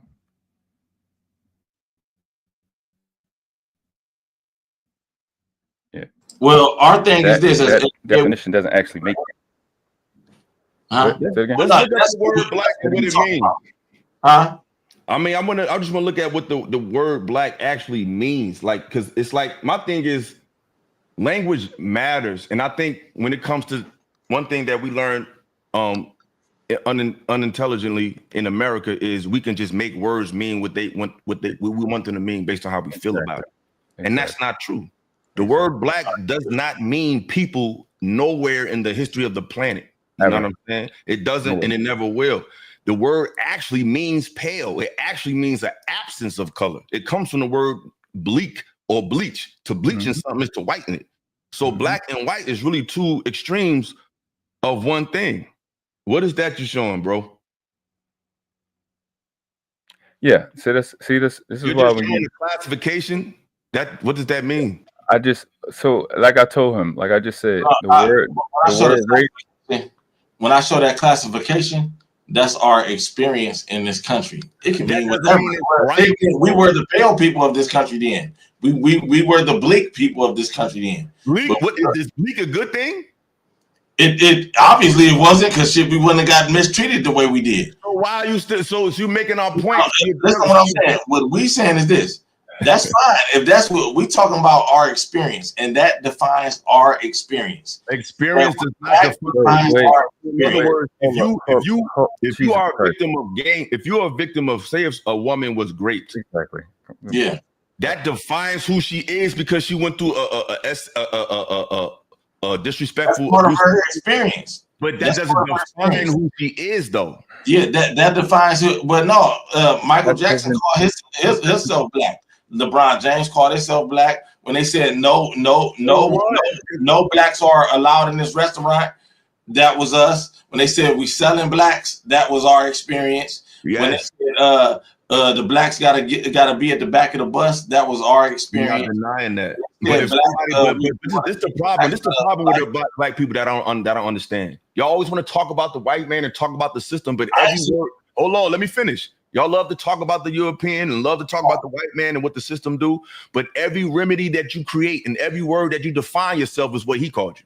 Exactly. And you try to argue with people and talk about, well, that's our experience. We lived in a country where he was the dominant force. Who told you you was a black person? Him, exactly. The white man. So how can you create a solution based on the identity that was given to somebody that you claim don't like you? We talking about we're creating a solution. Haven't we been creating solutions? Answer the question. How can you create a solution from a word that was given? We're naming ourselves. We're telling our experience. We're telling our experience. Our experience is he named us. That's a part of our experience. That's great. That sounds like a slave to me. I'm a descendant of slaves. I'm a descendant of slaves. This okay. Hold on. Wait. This woman I showed you was a slave. Okay, cool. Who are you? This was a slave. All right, great. You are a descendant. Got a whole photo of slaves. That's what's up. You are a descendant of slaves, right? Who are they descendants of? Who are they descendants of? They are descended of these three people: the Moors, the dark-skinned Native Americans that was here. We like to prefer the term Indigenous Americans, and the Black Africans that was brought to America. So why the fuck are you Why are you picking one out of the three? Nobody's picking one. We said if we put all three on the flag, we are acknowledging all three. By definition, we're acknowledging all three. Hey, we agree, disagree. 18th letter, you want to jump in there, man? Yeah, I wanted to jump in for a quick second. Like, I can't speak on, the Moorish doctrine, anything like that, because I'm very ignorant to it. It's only been a few things that I've read as far as the conquest of North Africa and different things like that. But I will say, and maybe I could be wrong, but I will say it is countries in Africa that identify as black people. From what I've seen, I could be wrong, but for instance, if I'm not mistaken, I think Sudanese in a certain language meant land of the blacks or something like that. And it was like, of course, the identification of racial classification in South Africa and other various things. I know that Europeans identify us based off our skin color. That's mainly how they have identified us, despite nationality or different things like that. But I will say, when you was talking earlier, I think when Vovo was saying earlier, Fat Joe said he was black, or other people said that they're black. Well, I think what Fat Joe meant, and I could be wrong on this, but what he meant, he's talking about like with Puerto Rican culture, because Puerto Rican culture definitely has a lot of African influence. It is black African Puerto Ricans as well, and it's a lot of their culture within their a lot of their traditions and their culture within their nationality does come from the African slaves that was brought to the island of Puerto Rico. Let me say this real quick, brother. I don't want to speak for these men because I don't know. I'm assuming. When people like Fat Joe and them say, yo, I'm black, we all know they're not literally us. What they're saying is, I was in the hood too. I smoke weed too. Because I'm not, listen, bro, just listen. We have ignorantly made people think that that's what it means to be black. It doesn't.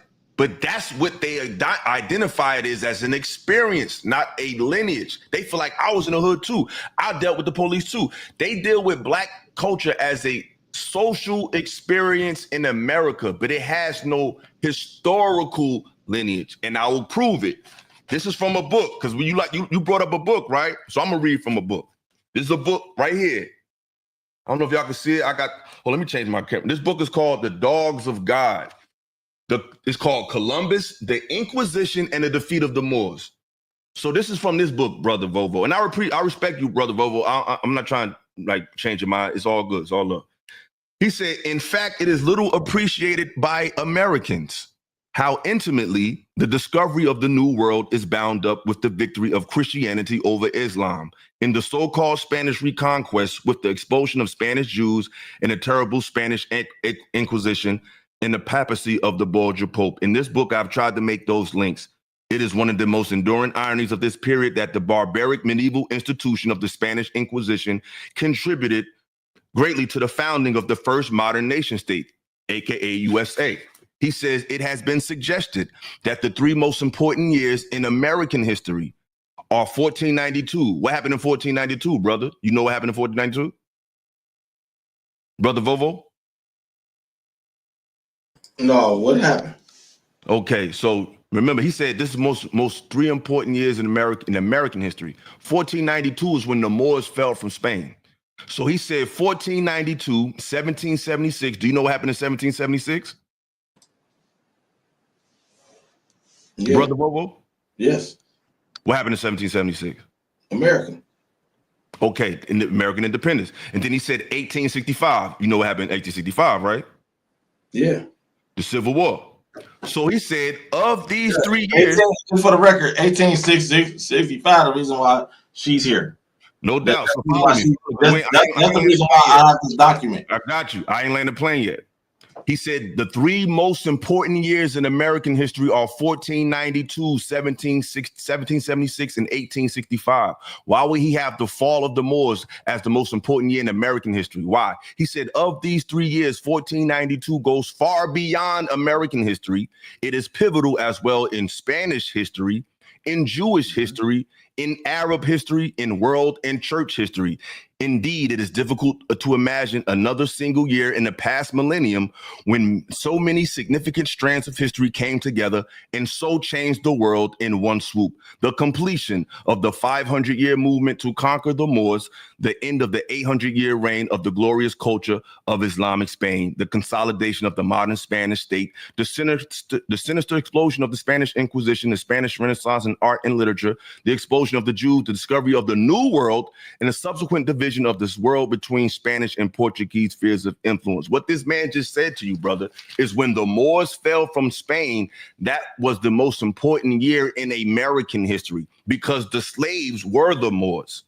So what I'm saying is I think it's more remedy for a global reconciliation to start with Moorish history than to start with post-slavery history, because that back then is when we all were united. When you say the whole world changed when we fell. So I think that's when you say the Moors were the slaves, right? And now you got to keep that in context. Slavery was the Moors.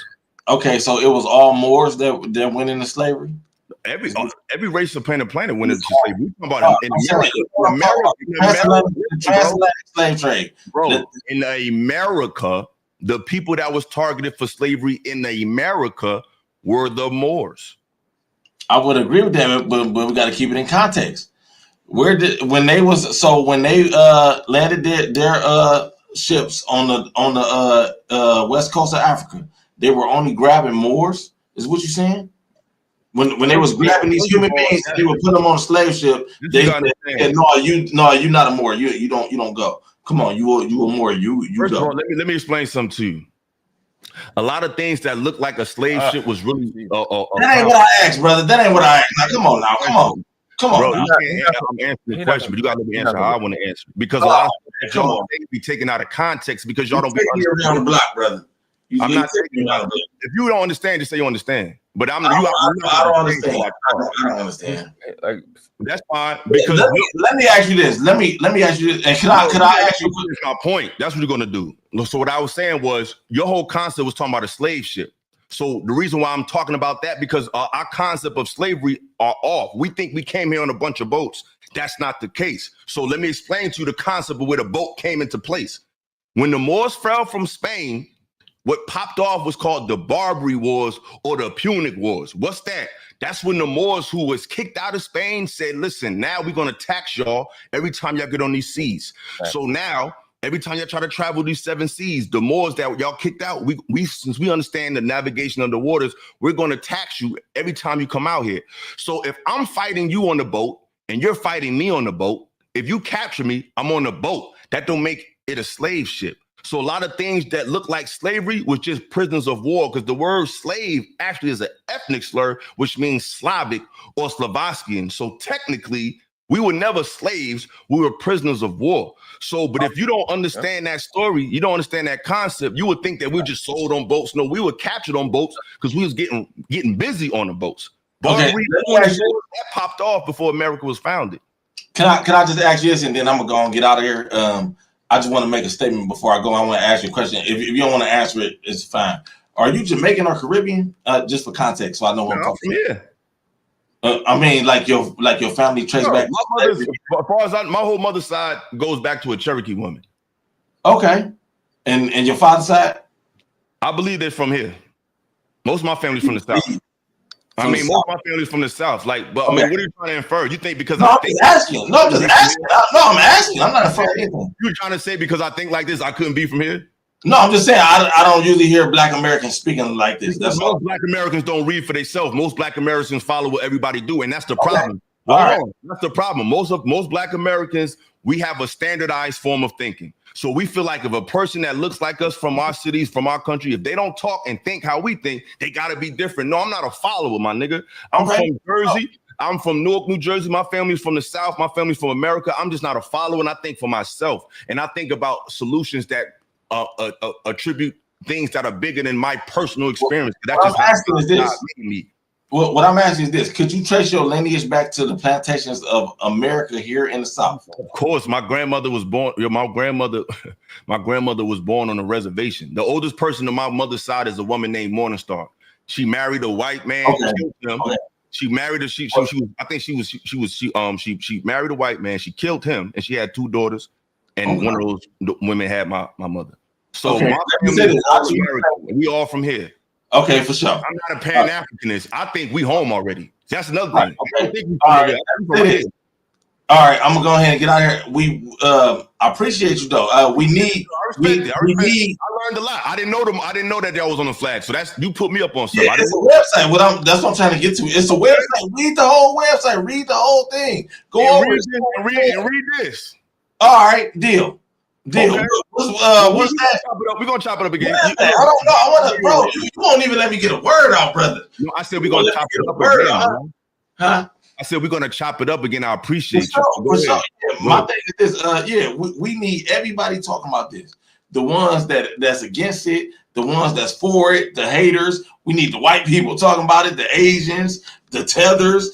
The Latinos, we need Fat Joe talking about it. We need everybody talking about this FBA thing. We need to force this into the international lexicon to where when you say FBA, you can identify a Kobe Bryant, you can identify a Harriet Tubman, you can identify a LeBron James, a Jay-Z, a Lil Baby. You already know exactly what we're saying. So our thing is this: go to the website, read what we're saying. See if you agree with it. Do some type of scholarship. Google it. If you, in your spare time, read the website. Read it, because we need everybody talking about this. I appreciate you letting me speak, brother. I appreciate you. Yeah. Peace, no doubt. Shout out to brother. He definitely supported the channel. So shout out to Vovo Rants. We ain't always got to agree on everything. This is not a echo chamber. You know what I'm saying? I just have a different perspective on things. Yeah, World Class. You want to jump in there, bro? Yeah, I'm sure we had this conversation for years with different people. You know, it's people really get this Morris thing misconstrued, but I get it. It took me back, man, since before I came to the little space that we found ourselves in. I was having that every single solitary day, nonstop, and it's mind-boggling, bro. They just, I don't know, bro. That's why I just like we got to do what we got to do. When these conversations coming up, and you got people like me and Illa that are here, to help FBA people to end that rhetoric.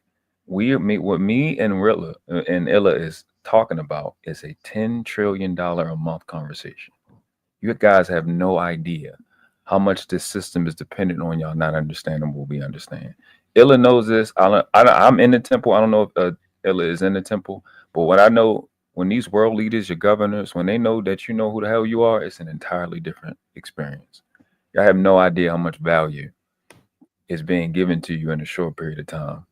And it's imperative that you understand the fundamentals of etymology, parse, and syntax when it comes to this English language. Not because it's so important, but because of how they pseudo-educated us into not seeing what's right in front of our face. And the second they can't play games with you, you're dangerous. This entire system, especially when you learn about central banks and how they work, is dependent on your ignorance and your ignorance alone. So you can see the thing and not see it. Like the last question he asked you, it was when they went to Africa, did they grab Moors and just grab Moors and not Africans? The thing is they're both Moors. It's a genotype. They get confused. Like our people do not understand, and I'm just saying this, I want to slow down real quick. Our people do not understand the foundation of civilization. At any scholar that disagrees with me, let him speak up. The foundation of civilization is language. When they wrote the Constitution for the United States of America, did they use shapes? Did they use BBLs? Did they use guns? They use language. The only thing that makes us different from anything else is language. It is the foundation of civilization. And if you look in your Bible, it's the foundation of creation. It's extremely important for y'all to understand language and get out of this concept that words evolve. No, they don't. Your Darwin told it. What reason would a two-dimensional thing needs to evolve? What does it need to evolve for? For what? It makes literally absolutely no sense. It doesn't exist. Misenunciating a word or using the word wrong is not it evolving. That's not how that works. It's actually devolving. So, and I say this, and I'm going to shut up. When you have a word like nice, which comes from a Latin word nisius, Nesius, ni means not, sius means to know. Nisius means to not know. The word nice means stupid. It's no different from your phone number. If somebody dialed that frequency, that's where it's going to go to. When you say nice or you say nisius, you're saying that something is dumb or stupid or foolish. It's not going to change. You have to understand from a legal standpoint, from a financial standpoint, from a mindset standpoint, spiritual standpoint, when you understand language in its totality, it'll change everything. I was so bad at school. I was a horrible student. I did so bad in my first grade. In my first quarter of my 12th grade year, I could have failed for the whole year. Only reason I passed it, my mother said I wasn't going to graduate, and I just wanted to prove her wrong. So if I can learn this shit, I never even fill my SATs out to go to college. If I know this stuff, if I can figure it out, everybody can. It's not difficult. They just put this stuff in front of y'all. And once you get it, bro, they can't play no games with you. And here's my point. This is my entire point. When we having this conversation, you have to understand what Illa just told you. 1492 is extremely important. We were an entire empire. An entire empire. Y'all are royals. We are the richest royals in the history of the planet. We ain't spent the dime in the last 600 years. We the richest ever. And when y'all get that, bro, it changes everything. It changes the entirety of everything. They're so dependent on you not understanding this stuff, bro. And that's why I don't be having these money conversations, because you can't. And it scares me to hear you FBA people, wanting to get reparations. You're going to take a pay cut that they can't even fucking afford to pay you. Let alone you talk about reparations when you just said your life starts at you as a slave. If you're a slave in your property, then they don't owe you no money. Then they can't pay you. They don't owe you nothing. You know what I'm saying? They don't owe you nothing because you said you a slave and you just black. And it's like, well, according to their law, you can't get remedy calling yourself something that they branded you. That doesn't make any sense. You know what I'm saying? You've admitted that, yeah, we belong to you. Okay, if you belong to me, then how can I give you remedy to something that I control? Like I don't know. I don't know how you can come into it more and leave a foundation of Black America. I feel like just saying I'm an American Moor answers that question. It's like instead of saying FB, you just say I'm just an American Moor. Now you can have another conversation of how far back your American Moorish lineage go. But to create a new term, I don't think a new term is created. I think the word Moor fits just fine. We just American Moors. That's it. I don't see why they make this so complicated. Like it's just real simple to me. It's CDC race code number 667. More. CDC race code number 667. It's already recognized. These other countries nationalize, like Bolivia. They nationalize. They use the name that was already there. Why y'all making up something that don't make sense? The other thing I want to say, and I'm done. You said one of the years that's important is 1776. Y'all need to look at 1777 and explain to me how the United States got recognized by some place called Morocco, when the country of Morocco is only about 60 years old.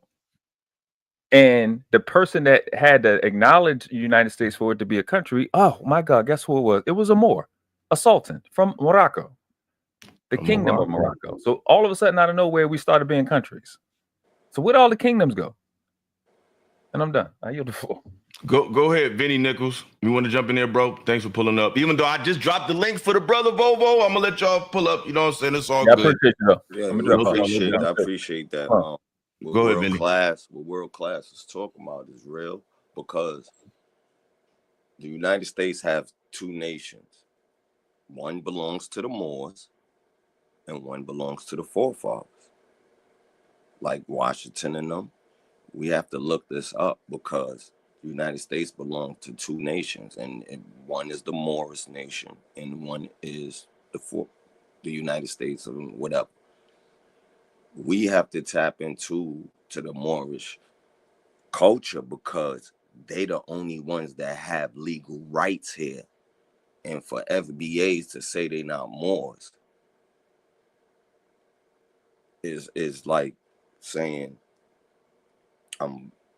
like Dominicans say I know black, but they have 52% African in they. He said Vinny. He said that the Moors were underneath the banner of FBA, and I feel like it should be the other way around. He don't understand that. I don't know if he know about the ice road when this world was covered in ice and people traveled and left and the ice melted. So it was people over here in America, which he thinking is FBAs and saying they FBAs, but they're Moors. They the only ones that really traveled and just like my brother said, navigated the seas. We knew the sea before anybody because we are the first.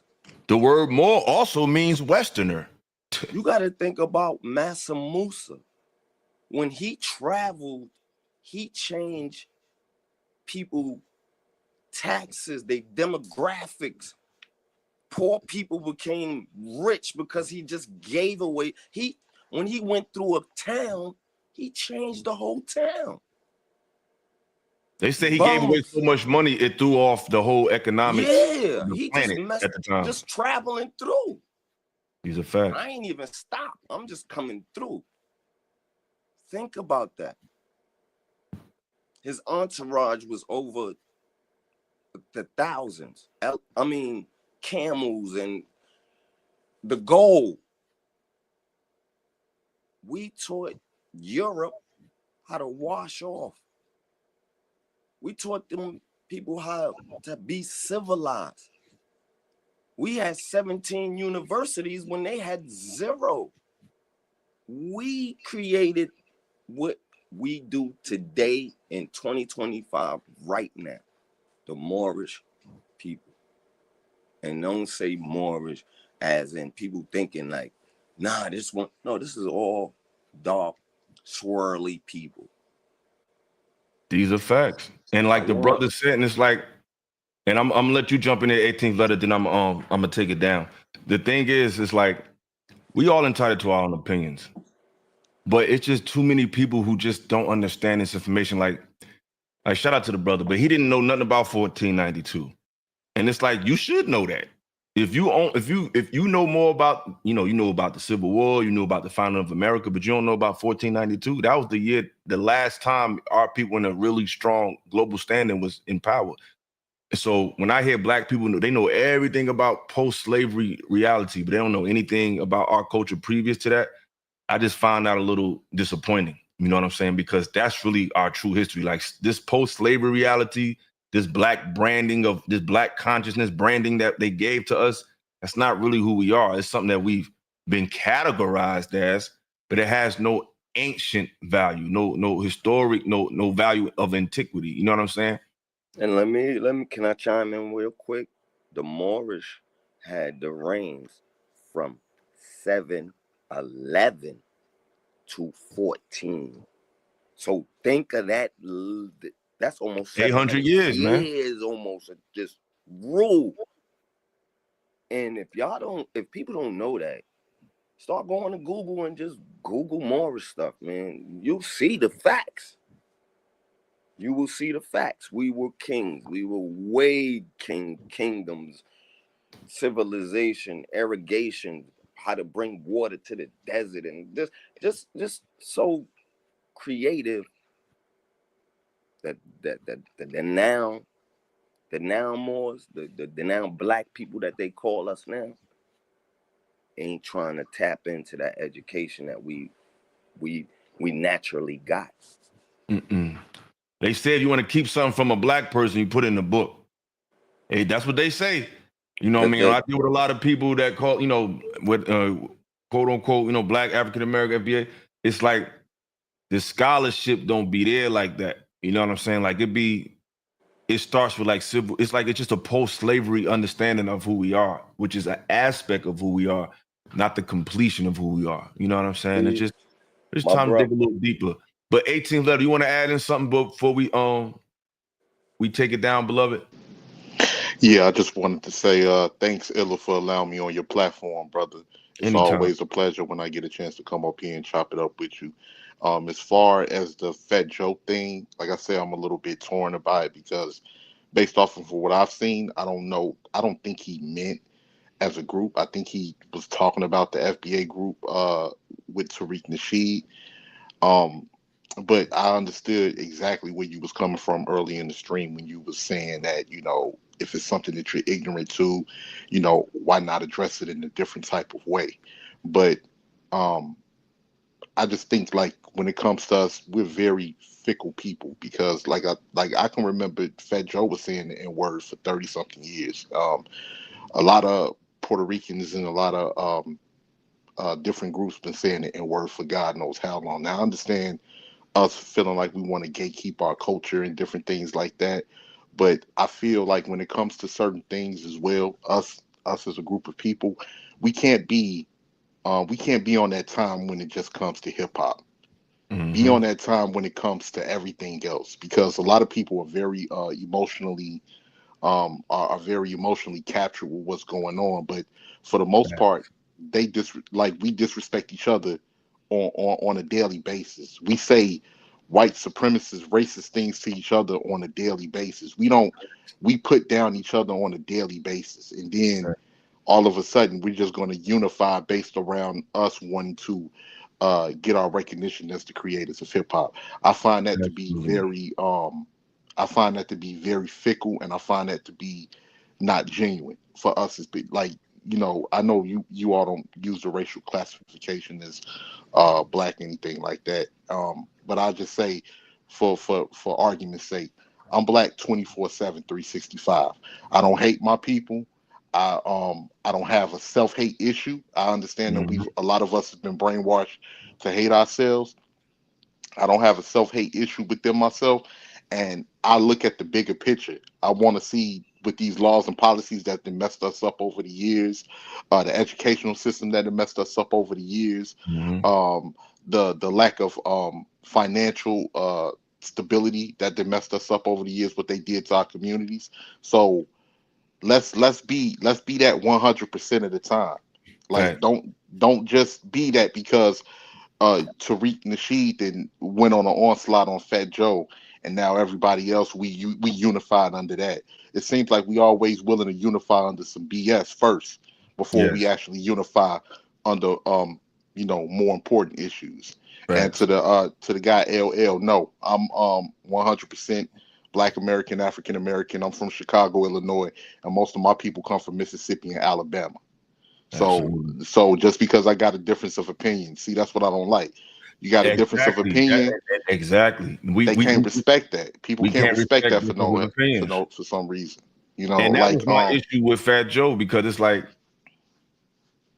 the disrespect, the way he went about talking about Lord Jamar. You know what I'm saying? It's like that's why I was talking about the essence versus the aesthetic, because to me the essence of hip hop is communication, understanding, and knowledge.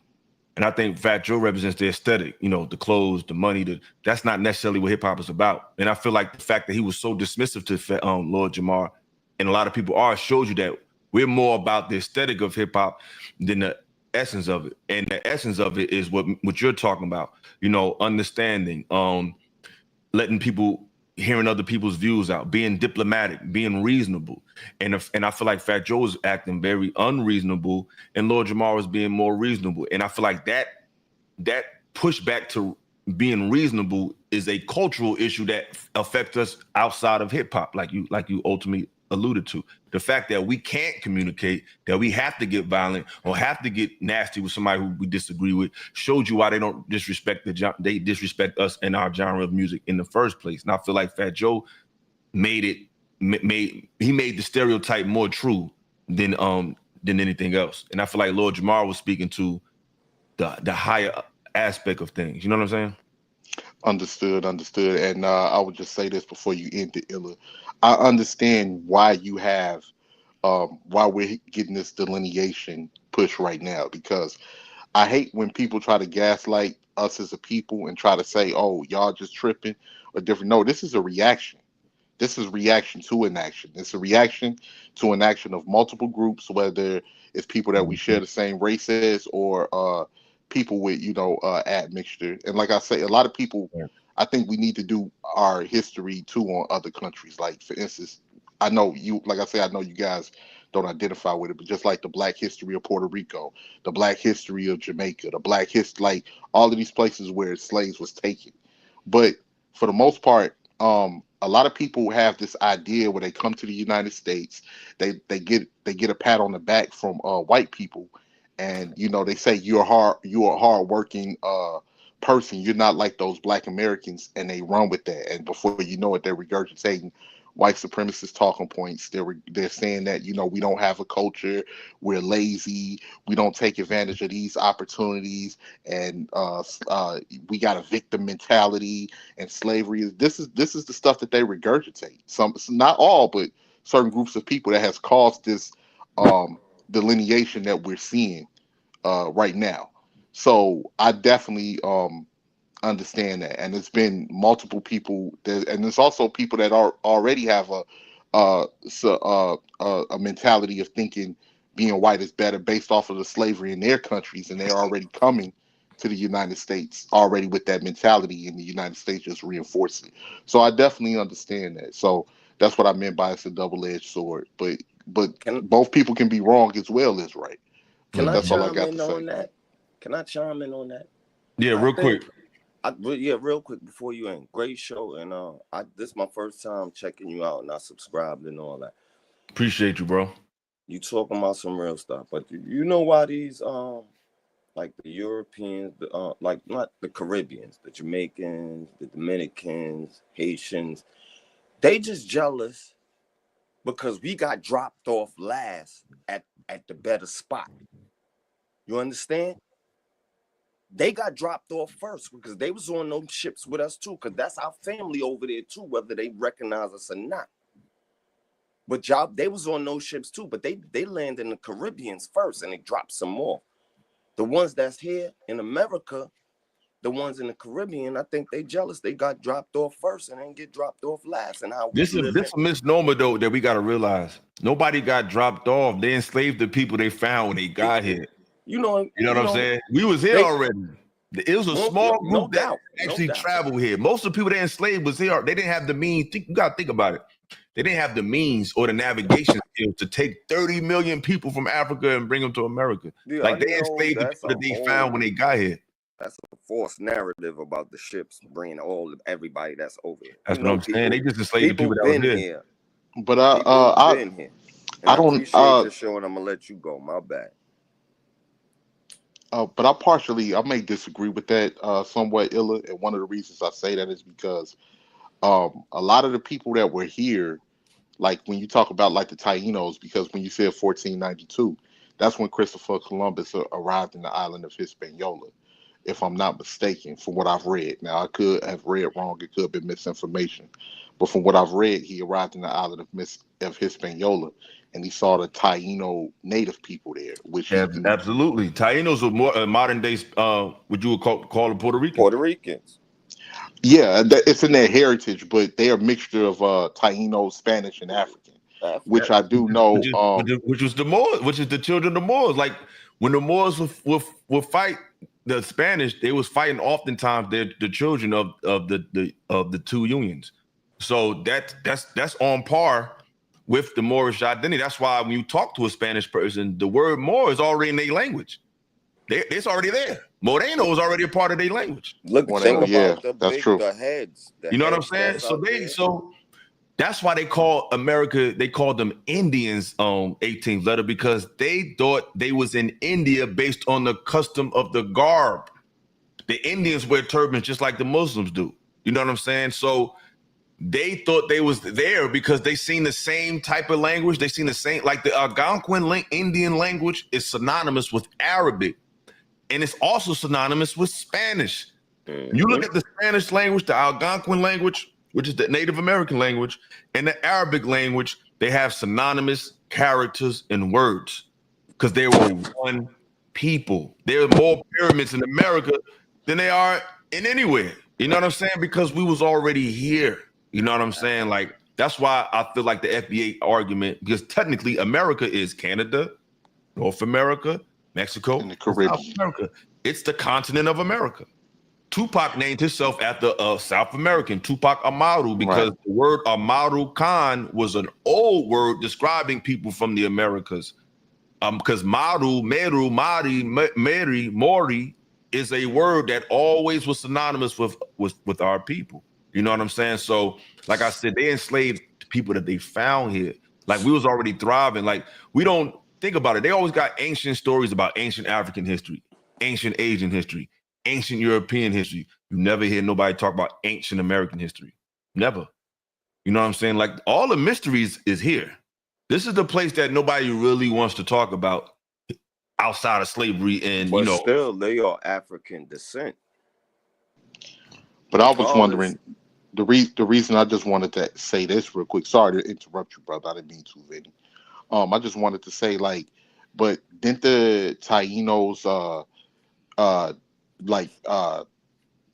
they didn't survive because of the diseases and everything that the Europeans brought with them. Yeah, so a lot of them didn't. A lot of them didn't. Yeah, just like a lot of us ain't survived through small, you know what I'm saying? A lot of us died, but we still thrived despite that. But no, you're right. A lot of them didn't. Like, I got the book, The Iceman Inheritance, how they were saying how they killed about 9 million off the island Hispaniola. 9 million. Yeah, it's not, they don't really, that faction of native people don't really even exist anymore. It's like, it's in their DNA, but it don't exist like as full Taino people anymore. And that's when I know they had to go, from what I've read, they went back to the continent to get Africans because they had tried to enslave the native people, but they couldn't withstand the harsh treatment, which I know, like, in their culture, the plantains and all of those different foods and everything that's in Caribbean food is African. It's from mostly from the continent, but I could be wrong. That's just from what I've read. No, it's all good. I got a couple shows when I talked to a couple brothers that was Moors, Monster Muhammad, Asida Digutiz. So check those shows out, y'all, if you want some more information on this particular perspective. Like I said, read books like The Dogs of God by James Reston. They Came Before Columbus by Ivan Van Sertima. The Moors in Spain by Stanley Lane Poole. It's a lot of books out there that you guys need to check out. You know what I'm saying? That just gives you more understanding of how we've already been here and how the word Moor is the word that connects us all. Like, me personally, my idealistic mind, I would love to see our people unite globally. I feel like that's when the true power comes. I think this section off thing that we like to do, nobody else does that. We only people that do that. I get why we do it, because we've been fucked over so much, you know what I'm saying? But at some point, I think we need to come up with some type of ideology that unites the entire diaspora. And to me, the starting point for that is the Moorish understanding, because that's a word that connects all of us. You know what I'm saying? When you do your homework, you know, that's the word they called us. We called ourselves regardless of location. You know what I'm saying? But with that, I digress. I appreciate you brothers for pulling up. Vinny Nichols, thank you for pulling up and becoming a subscriber. I thank you. And shout out to L Nix. I think he gave 5 people membership. Shout out to L Nix in the building. He definitely gave out some membership. So I appreciate that. More content coming. I appreciate y'all for pulling up. I appreciate you at 18th letter, man. Definitely the homie. Do you have a wrench, brother? 18th letter. Did I give you a wrench? Yeah, you did, Illa. Okay. Shout out to you, brother. Thank you once again for allowing me to be on your platform. And I Oh see man, you the doing. pleasure's all mine, brother. The pleasure's all mine. I couldn't have a show without intelligent minds and intelligent viewers to interact with. So y'all help the show. You know what I'm saying? Y'all are just as part of the show as I am. Before you close it out, before you close it out, I just want to give you props because I see you've been doing big things on different platforms, I've been watching you, brother, and I've been supporting. And I saw your interview with Hamp on This Is Risky, and I agree with a lot of things that you said. So shout out to you, brother. Thank you, man. Shout out to you, and shout out to Vinny Nichols, man. Appreciate y'all. Much love. Peace, Vinny. I appreciate you. Man. Appreciate you. No doubt, man. Appreciate you. All right, y'all. That was a good show. You know what I'm saying? Shout out to everybody. Yeah, I'm gonna play with my effects. Shout out to everybody for pulling up. You know what I mean? It's been another episode of Illosophical Radio. Thanks for everybody that pulled up. Thanks for the super chats. And I think, hold up. Wait a minute. We got one more super chat by the brother. Shout out to the Mo. He definitely supported the channel with a last minute super chat, and I'm here for it.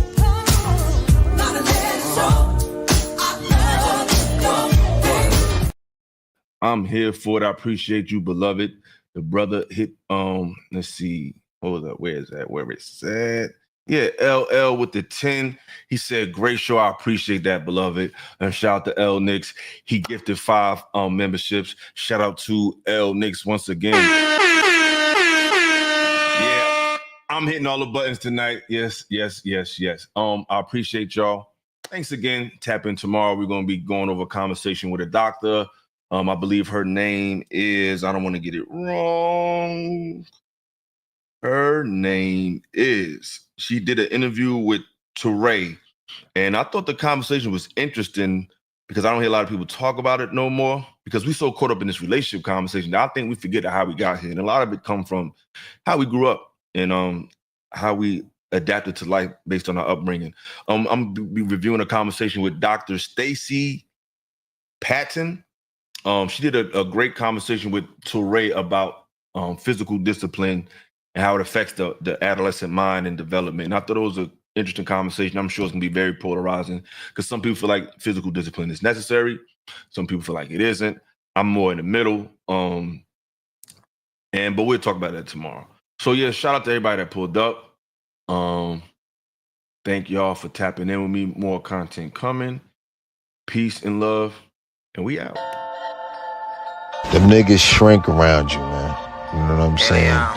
They just in the space probably before you was a little bit. You know what I'm saying? But them niggas shrink when you come around. That's why them niggas don't want you around. Situation with the genders and all of that shit that we've been hearing about. And there's nobody better than the gore. Illasophical to come set that bitch off. Yo.